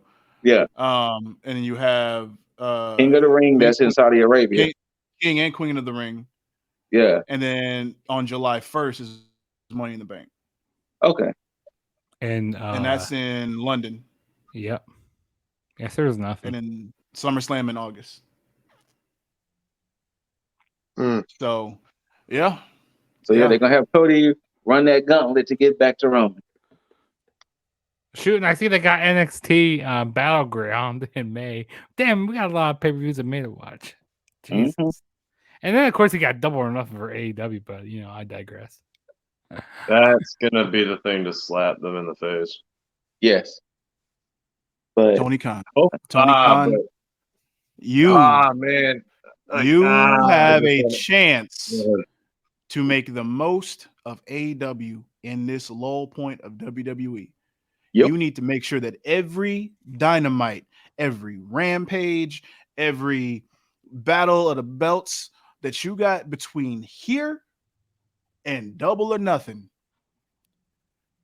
you better book your ass off. You better sign. Matter of fact, you better sign Jay White. Also, okay, that's that part. I kind of look at that. Like, hearing all the the dirt sheets and the backstage stuff with people were saying, oh, there's rumors that Jay White's gonna be there and Matt Cardona and who else? I heard more names and stuff like Big E's. Well, the speculation about Jay White is that all of a sudden after this whole merge stuff happened, it went cold. It went cold. There's no interest on either side for some odd reason, which is bullshit. You can one of those sides, which WWE had the interest. There ain't no fucking way you're gonna tell me that there's not one promotion who does not have interest in Jay White. Facts. As get the fuck out of here. His packaging, not like that. His character work. Everything can be geared towards and catered to any promotion at this point right now. Oh yeah, that's the money. So WWE, if you're gonna sit here and say, "Oh, there's no interest," fuck you, fuck you, because that's bullshit. That's why I don't really listen to the backstage rumors or the dirt sheets that much because I take it with a grain of salt. I mean. Well, if that person's gonna show up, they're gonna show up, and I like to keep things to a surprise, not look at dirt sheets. Yeah, but yeah, and Matt Cardona is probably signed. I can almost guarantee that. But that was WrestleMania weekend, y'all. You know what I'm saying? And the boring ass Raw after Mania. And fortunately or unfortunately, also we had no NXT call-ups as well, which this guy unfortunately became champion. So I'm supposed to be riding on a high. I'm supposed to be riding on a high. Vince let me down with this Raw after Mania. They all did. I should be riding on a pedestal, just nice and cool, but I can't celebrate because all this information is more stuff is overshadowing And me also, being predictions champ. Sidebar here, with the whole big announcement that Tony Khan is saying, I'm going to go with that with low expectations, because usually when Tony Khan says he has a big announcement, sometimes I go with low expectations. I mean, these past few, I've been going in with high expectations, but that's What if the announcement is that they're signing with Endeavor too? It was Tony me Khan. all along. It was me all along. TK, I'm gonna limit you to like 5 to 6 announcements a year. Even 5 to 6 is too much. It might be. That's why I said it's hard not to limit the shit. But it's like if you want to throw your money around, cool. But at least make these fucking announcements mean something, because I'm sick of this empty ass. Like, we don't need a big announcement being like, "Oh, there's a show on TNT." Like, stop it. Oh, they are coming up with a show, aren't they? Yeah, it aired last week on like a Saturday. And before we head on out of here, Champ, you got anything you want to say? You want to address the people? You want to address the whatever your Dizzle Incorporation Coalition Kingdom? You need to say it right. Say it right. Dizzle Independent Championship Kingdom. Oh, my bad. Hey, there's only one kingdom, and that's back here. Dick for short, but it's long. I'm about to say that. I mean, I don't know, man. That logo you showed us is pretty short. It was on the chode side, It's not proportionate. It must have been cold. That's what it was. Yeah, it must have been cold when he made that logo. That's fine. I'm about to be on a hot streak, though. Go ahead. I mean, like we're defending every pay-per-view. I'm just gonna let my actions. Everyone. Oh, so we doing champ? All right. Huh? All right. Bet. So we doing all the May shows? Oh shit! I'm doing every May show. Backlash, King, Queen of the Ring. Oh, this man wants a gauntlet. Oh man, you're gonna be a tired guy, my guy. Double or nothing. Did we forget that this is not my first rodeo. I did this the first year when the crown was introduced. I was doing this. You did. I'm just crown. You're right. You did. I'm gonna let my actions speak for myself. I'm not gonna be saying anything. I'm getting the title. No. I'm just gonna prove it. I'm just gonna show you. Oh, okay. Yeah. I mean, hey, I proved it. January, I said it.